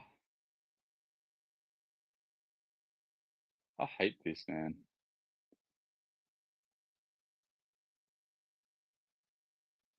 Really, really hate this shit. Like, sometimes it's just like, far out. I don't know about you guys, but like, I'm glad that I've got the gym as my safe haven to keep me mentally and physically in check. Otherwise, I swear to God, I'd lose my freaking marbles. Let's see what the rest of this crap has to say. This consent must be voluntary, informed, current, specific, and unambiguous. This is an elevated requirement that precludes platforms from seeking consent through pre-selected settings or opt-outs. In addition, once the information has been used for age assurance or any other agreed purpose, it must be destroyed by the platform. So a reminder of how these laws will work. They're now before the Parliament. It would set a national age limit of 16 for social media. It would put the onus on the companies to enforce that, not on parents or mums and dads or carers. There would be fines of up to $50 million for any social media company that is found to be breaching or completely ignoring these rules. And there, as we mentioned, will be some carve-outs for particular apps as well. The Coalition is expected to vote in favour of this over the course of the next fortnight, but there would be a 12-month lead-in period so that parents and also the social media companies can adjust to these new rules. In this area, we're certainly not going to stand in the way of it, but of course we've got to go through our party room processes and we do want to see the legislation. Legislation is now on the table in Parliament. Laura will be going through the fine print and the detail, but it is a significant step and the government believes that this is a world-leading piece of legislation that could set the standard for other countries when it comes to regulating social media. Cam, sorry to cut you off there so abruptly. I'm glad we got to James Patterson. We'll see you soon. Thanks so much for the update. Appreciate it. Let's go overseas now. A third person has died from suspicion. Okay. So we're going to have to swamp Liberal Party senators like there's no tomorrow.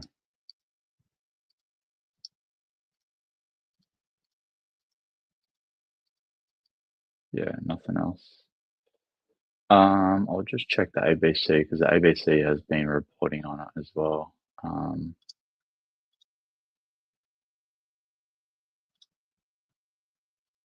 David Pocock came up, I just saw.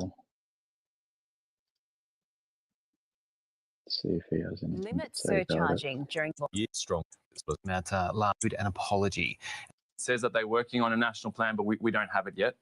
My bill would actually ensure that the government of the day has to have a plan when it comes to something so fundamental to housing, which...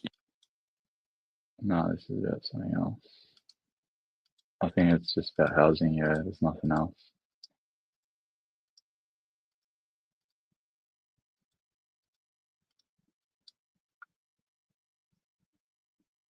Oh, everyone's favourite treasurer, Jim Chalmers.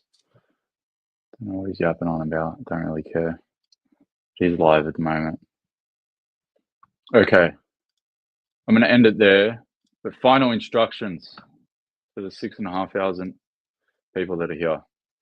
Go to the link on the bottom of the template. It's also on the Twitter post and it's in the description of YouTube. Go to that link. It'll take you here. Once you go here, you find your local member. Find your local member's details. And find your local Liberal senator's details. And the reason why you need to find your local Liberal senators, because the goddamn Liberals are going to support it.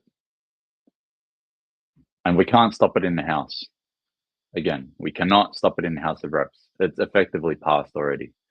They're just going through the process. But we can stop it in the Senate.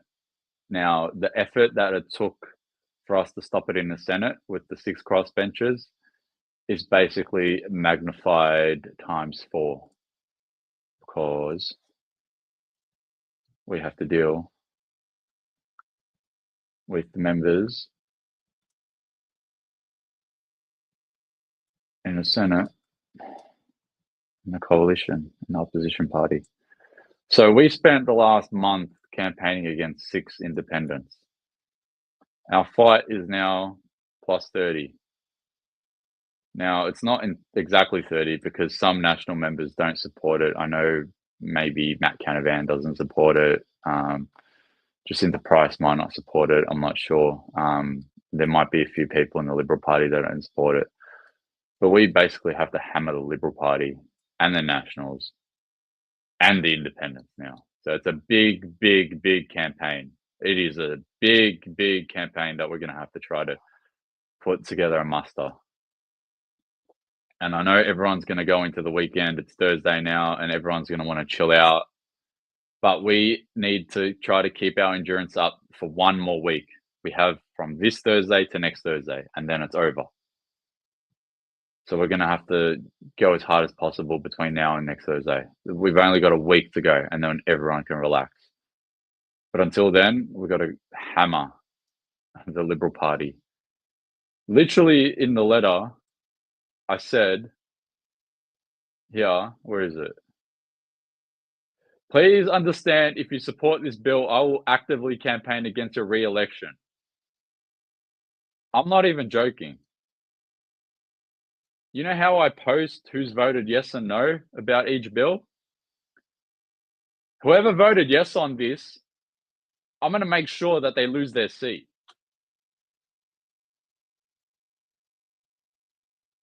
And I know you guys are watching. I know you senators and members of parliament are watching. And you know how I know?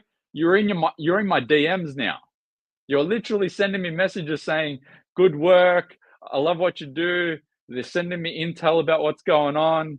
I'm not going to show you guys which members of parliament are in here, but I promise, hand on heart, they are in here. They are watching. They know that there are people effectively campaigning for them to lose their spot in parliament if they vote for these things. I know you guys are watching. We will campaign against you and make sure that you lose your seat in parliament. Just know that. And we have a week to make sure that you change your mind. And if you need a little bit of a rattle of your dumb little empty head, there's an election coming up. And with that election, means that you guys are more vulnerable than ever. So be careful with the decision that you make in the next couple of days. Because the decision that you make will be costly if you vote yes. Very, very costly. You want power? You want a job in parliament? Well, we'll see how that goes for you guys. So yeah, click the link down below. If anyone has a better tool than this, please send me a DM on Twitter or Insta and let me know the link to the tool and I'll promote it. But until then, go to that link, find your local member of parliament, find your local Liberal senator, because we have to kill this in the Senate. Write your letter. There's a template below. customize the template, make it very detailed and specific and catered to your concerns, send an email, and then share this link around. For those that don't know what to do when you find your details with your local member, just click on connect once you find the person and their emails are there. I know you parliamentarians are watching. I know it. I know you guys are watching. You guys are going to lose your job if you support this. I promise you, the Liberal Party is going to lose the most winnable election. This election is just only second, probably, and very close to first, equal first, to being the easiest possible election to win, next to competing against Kamala Harris in the US. Such an easy win. All you got to do is say, we don't support the misinformation bill. We don't support this social media age verification bill, which is disguised to support the digital ID bill. We're going to repeal the digital ID bill as soon as we are voted into Parliament. And we're going to enshrine freedom of speech in the Constitution. We are going to hold a referendum that won't need to be a $450 million campaign that we know is going to be wasted on constitutionally enshrining something that we know is going to fail. We're going to hold a referendum to enshrine freedom of speech in the Constitution. A Bill of Rights, whatever it takes. I don't care. You'll win in a landslide. You'll have all the power that you guys ever wanted. But until then, you guys are going to lose the most winnable election ever. So yeah, that's it. We're done. 2 hours. So go to that link below. Find your local member. Find your local Liberal senator, because we need to somehow course correct the Liberals. I can't believe we have to course correct the frickin' Liberals. But it is what it is. Write your letter, send your email, and share the link around. And yeah, we've got this peanut here bragging about it. There's a community note. What does it say? It's about implementing a digital ID, nothing more, nothing less.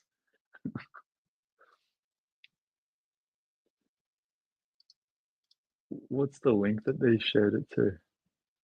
Oh, they shared it to the digital ID website, the government digital ID website.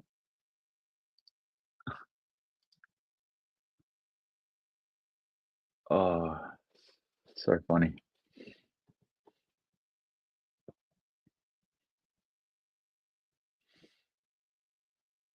Okay, I think that's it. Anyone have any comments? Otherwise, I'm probably going to end it there.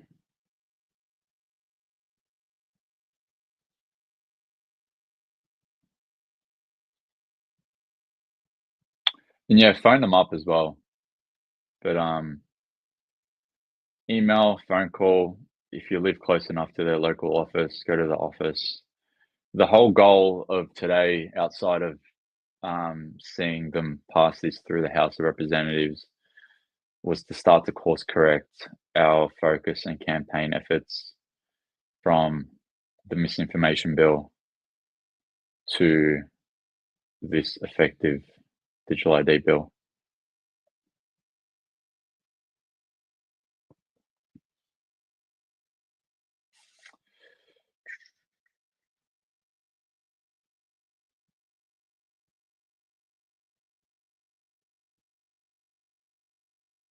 I feel like my Twitter account, my ex account, is like shadow banned.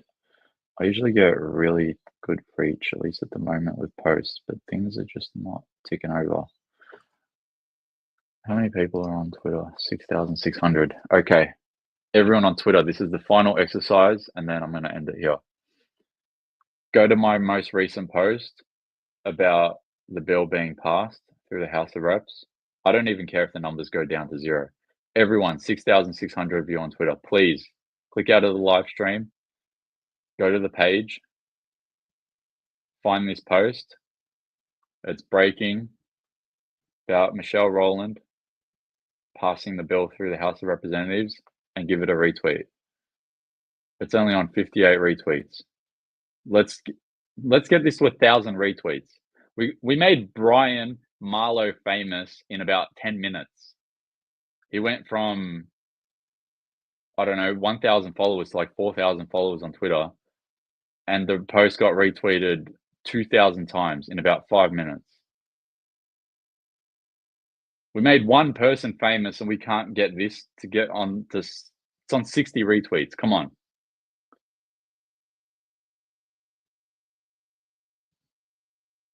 $61. Come on, everyone. I will sit here until this gets to 1,000.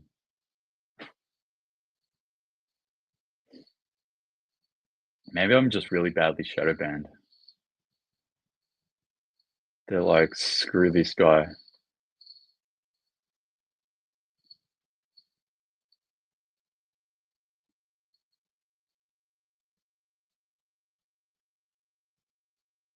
How can it be still stuck on 60?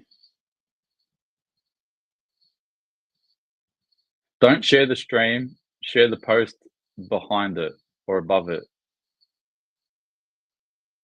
The first post, the top post. I'll even pin it. I'll pin it. It's pinned to the profile. It's pinned to the profile now. Share that post.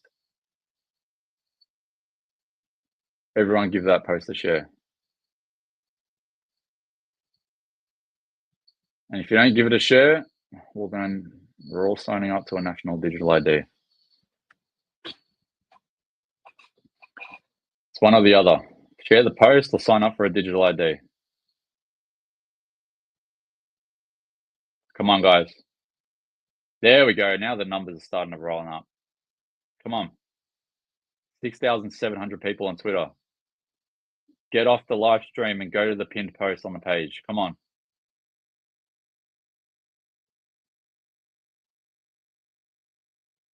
Come on.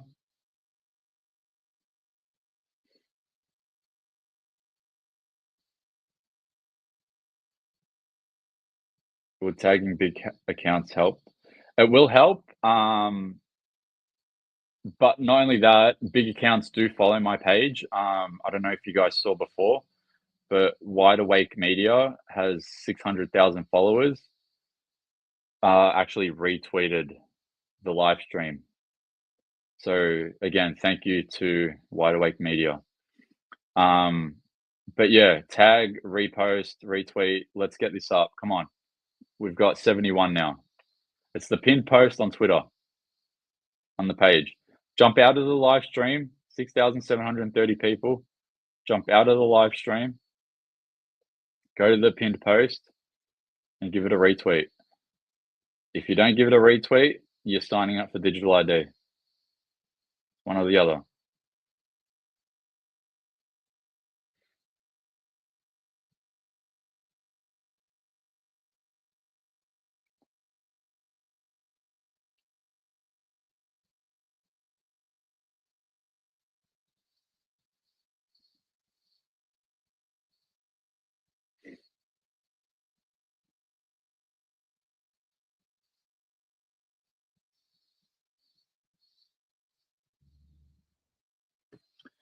Let's see if there's any other news reports in the meantime.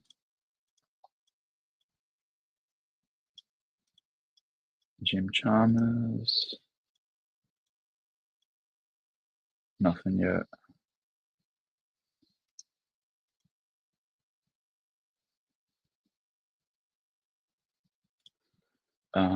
Check ABC.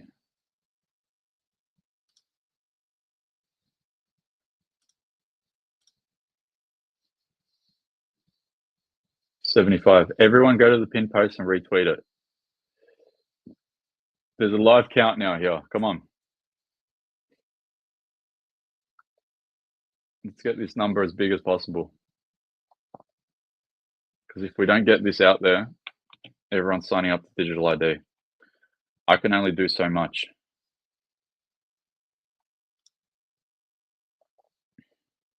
$76. Come on. Everyone on Twitter. Pin post, give it a retweet. Otherwise, you're signing up for digital ID.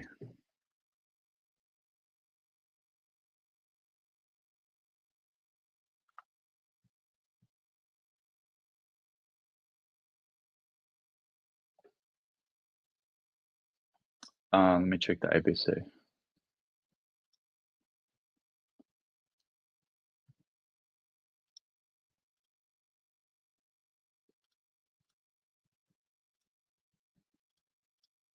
Jim Chalmers is still talking.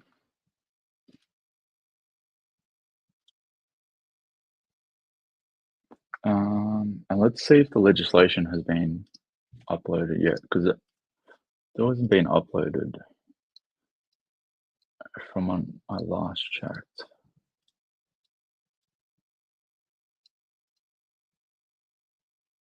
$77. Come on, surely. What's going on here? This is like an indictment on my page. I'm embarrassed.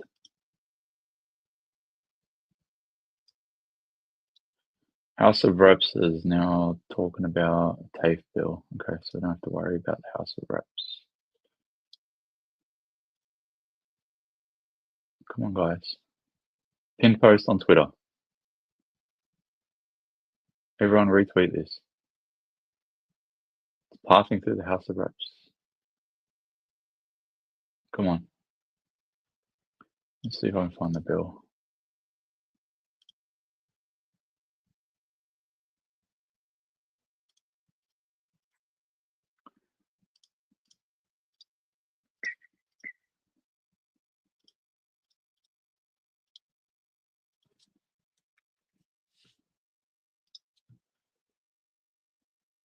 Imagine if they just haven't uploaded it yet. How can you present it in the House of Reps?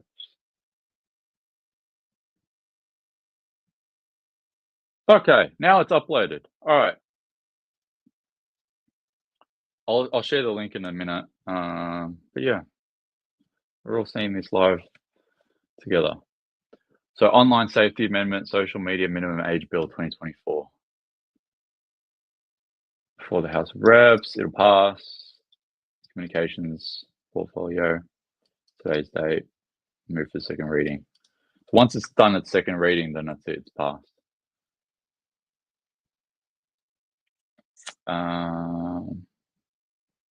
Explanatory memorandum.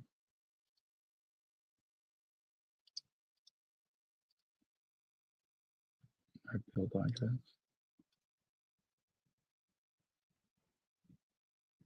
Okay. Okay.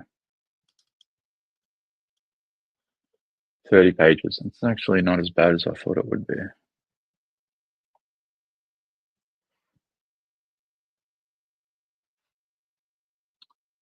What do you reckon? Should we just go through this now live?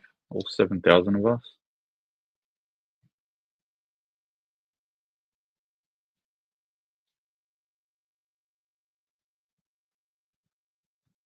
I really don't know. I think maybe no.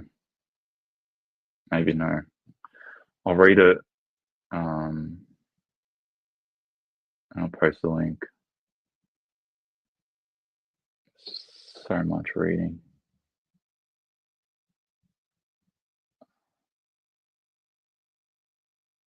See if there's anything that's like pops out really quickly. Yeah, I know that. Here we go, age assurance trial. It's like $6 million for the age assurance trial. 3 key elements of the trial. The technology trial examines the available age assurance technologies and methods such as age verification, age estimation, age inference, parental certification or controls, and technology stack deployments against a range of criteria including accuracy, privacy protections, and data security.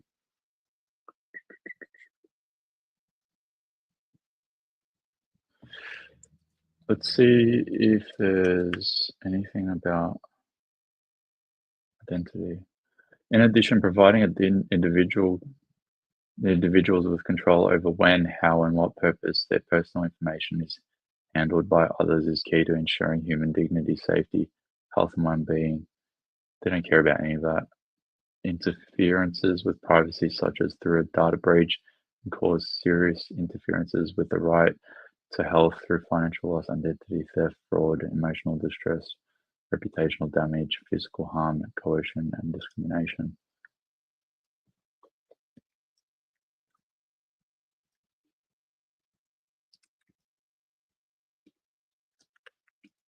Nothing about digital identity. Penalties, we know. Consultation, there's been no consultation. Why is that even a segment? You guys didn't consult with anyone. Human rights implications. Here we go. Do they actually give a fuck about people's human rights? Principle that the best interest of a child shall be primary consideration in the actions concerning children in Article 3 of the Convention on the Rights of a Child.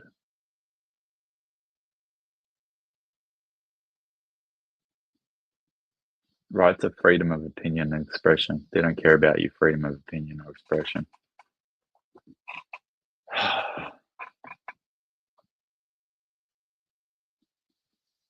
The bill will engage the right to freedom of expression by introducing a requirement for social media platforms to take steps to prevent age-restricted users from having accounts with civil penalties imposed. Yeah, we know that.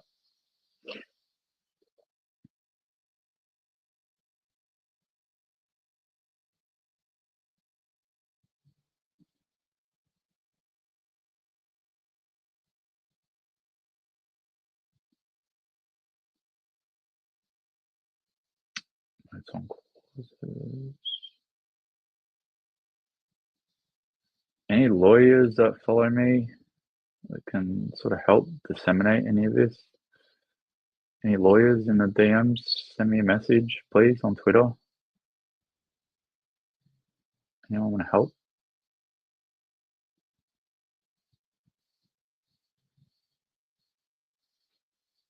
More information about penalties, penalty units, blah, blah, blah, blah.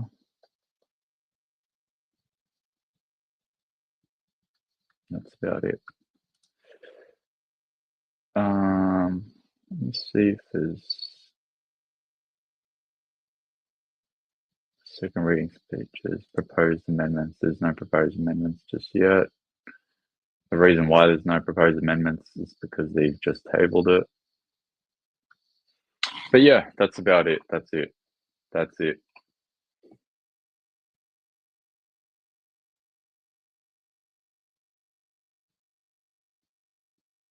Yeah, I'll post the link soon. I'll just need to get everything else sorted. But yeah, I'm going to end it there.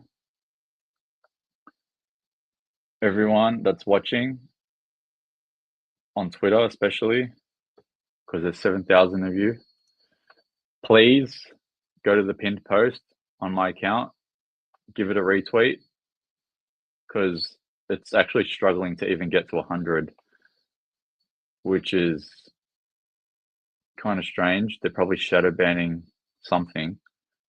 There's instructions on how to reach out to your local member and your local senator. The link on the description of YouTube and on the template there of the stream will take you to this page here. You find your local member, you find your local Liberal senator, because we need to course correct the Liberals, and then slam them. And also the crossbench. But yeah, if anyone has a better tool, please send me a link to it, because I've just scribbled this up in the last, or about in the morning, like 6 a.m. So it's as good as I can get it for now. But if anyone has any better tools, please send me a link.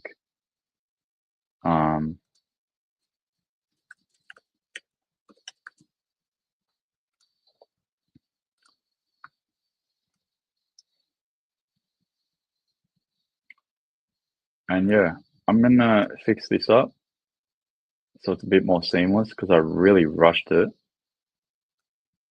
And then fingers crossed, we can put a stop to this because it's not so much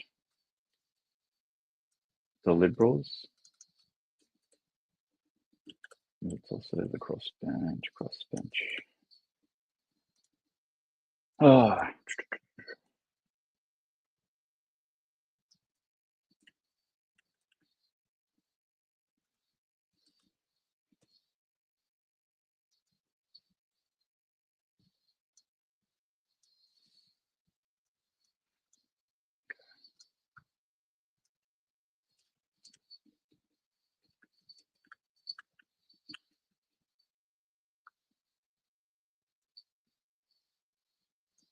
Senators, all senators,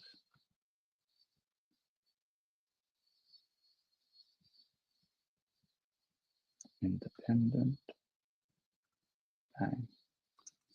Just make sure that's the correct link. Yep, perfect. Okay, we're good. We're more than good. Okay. Save. Bang. All right, so your local member, your local Liberal senator, step 3B, step 2B. Save. Save. There we go. Step 2B. Oh, jeez. Yeah, so find your local member, local Liberal senator, and the crossbench. We need to get the Liberals the course correct. Local Liberal senator, local crossbench senator. Smash them.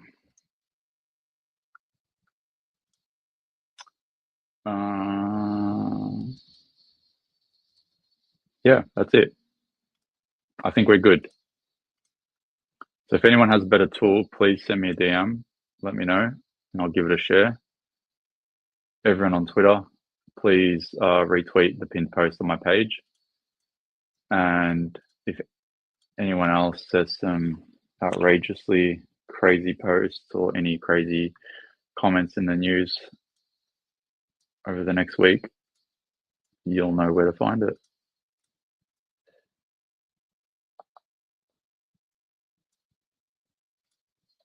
One final scan of the news to see if anything has come up.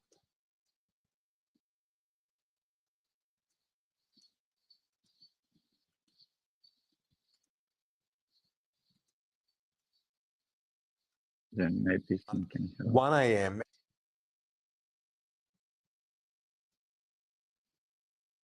Of these sorts of crimes think they multiple crimes come on board and get these laws into effect by the end of this year. There'd then be a 12-month lead-in period to have them all kick in. But we do now have the legislation, and with it, a much better understanding of what's in and what's out when it comes to the age restrictions for various social media platforms. We can show viewers what's in. So these are the kind of platforms that will be affected by a 16 and up age limit, the likes of TikTok, Facebook, Snapchat, Instagram, and X. They're the big five. There are a few others as well, but those are the ones, if this bill passes, that you'll need to be 16 and over to use. In terms of what's out, a number will be carved out of this legislation, including YouTube. There was some question about, well, does YouTube need to be in there because of some of the content that's on it? But the government's decided, no, it will sit outside of these rules, as will WhatsApp, Facebook Messenger Kids, so not Messenger as a whole, but the kids platform of that, Google Classroom, and also the Kids Helpline, which has various chats and forums and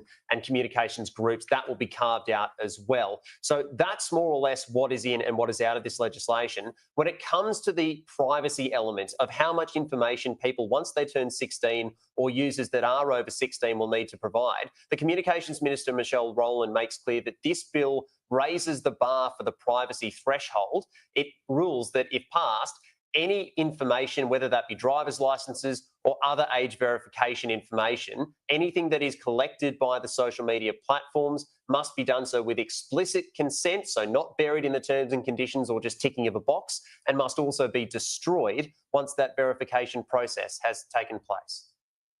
This consent must be voluntary, informed, current, specific and unambiguous. This is an elevated requirement that precludes platforms from seeking consent through pre-selected settings or opt-outs. In addition, once the information has been used for age assurance or any other agreed purpose, it must be destroyed by the platform. So a quick reminder on how these laws will work. It'll impose a national age restriction on social media for 16 and up. It will be enforceable by the social media companies. There's no onus on mum or dad or carers or guardians to enforce the rules, or penalties for them either if the rules are gotten around. Those penalties would apply if there's a widespread breach by one of these social media companies in the form of fines of up to $50 million. That's a 50-fold increase on the current maximum penalties. The government very much expects the coalition to come on board and pass this by the end of the year. The coalition says it will go away, it'll have a look at the deal, but is in favour of it in principle. There is some frustration, though, by members of the crossbench who feel like they haven't been given enough time to wrap their heads around the significance of this legislation or prepare amendments if there are ways that they think they can make the bill better. We're very strongly supportive of addressing this. Parents are crying out for help in this area. We're certainly not going to stand in the way of it, but of course we've got to go through our party room processes, and we do want to see the legislation. It is absolutely despicable. How serious is the government that they want this through and we haven't even seen a draft? You know, what do they want to do? Just put it in there without us looking at it? I'm sorry, but there might be things where I can make amendments to make it even better. And same with other people out there making those amendments to make it better. Well, give us a bloody draft. I have made some inquiries. Hey, Jackie Lambie. What the hell? How's Jackie Lambie the voice of reason? That's friggin' hilarious.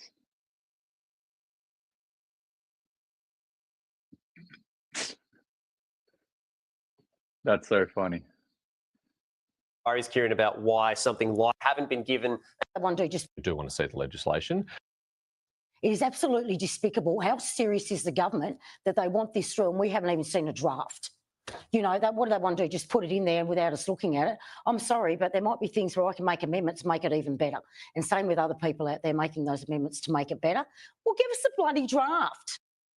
I have made some inquiries, Kieran, about why something like YouTube, given some of the content that's on there, has been carved out of this. My understanding is that this law focuses largely on the communication aspect. So where children or young users can communicate with one another or with the public at large, that's what's being targeted. And that's why something like YouTube, despite some of the content that's on there, will be left out without an age restriction. Yeah, we'll see how it goes down with the coalition and others. Thank you. Cam, a fire has broken out, gutting a nightclub in Melbourne and shutting off a busy...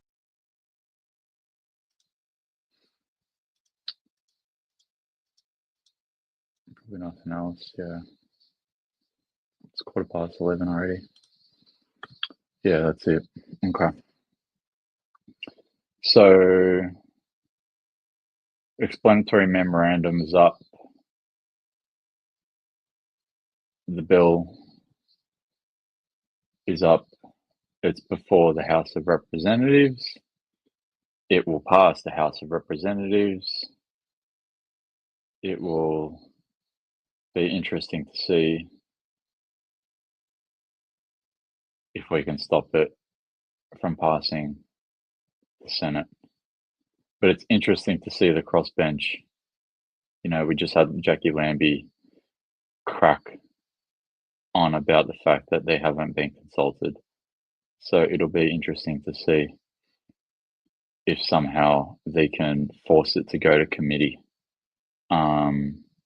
because they don't have time. Like, if I was a crossbench senator, even if it wasn't about this, I'd be like, hey, yo, we've got 4 days left in the year.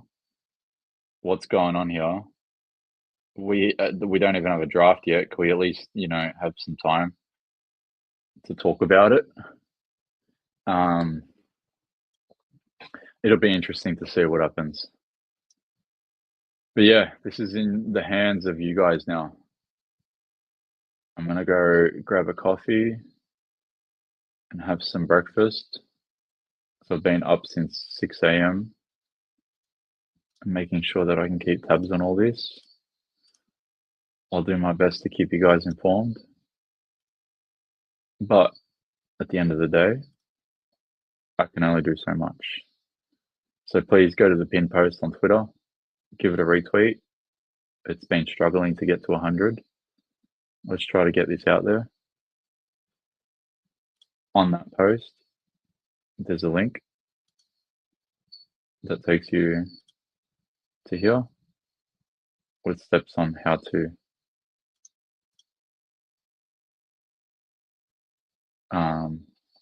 write your letter and appeal to your local member and senator.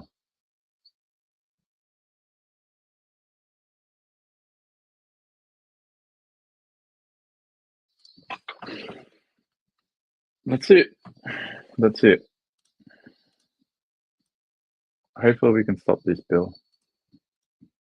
This digital ID bill in disguise. If anything else crazy happens, let me know. I sometimes miss stuff. And if anyone has a better tool to be able to reach out to your senators, send me a DM with a link. I'll take a look at it. And if it's good, I'll give it a share. So hopefully we can campaign to get this stopped. That's it.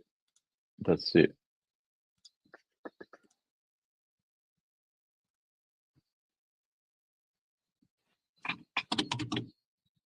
Any other comments?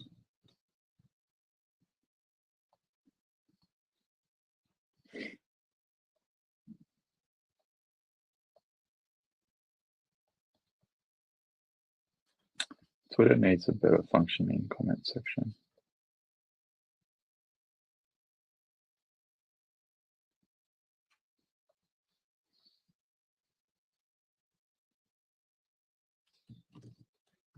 No, it's all good. All right, that's it. We're done. Cool. Let's see what happens. Let's rally the troops. Everyone on Twitter, please share all the posts. We're going to have to get this out there.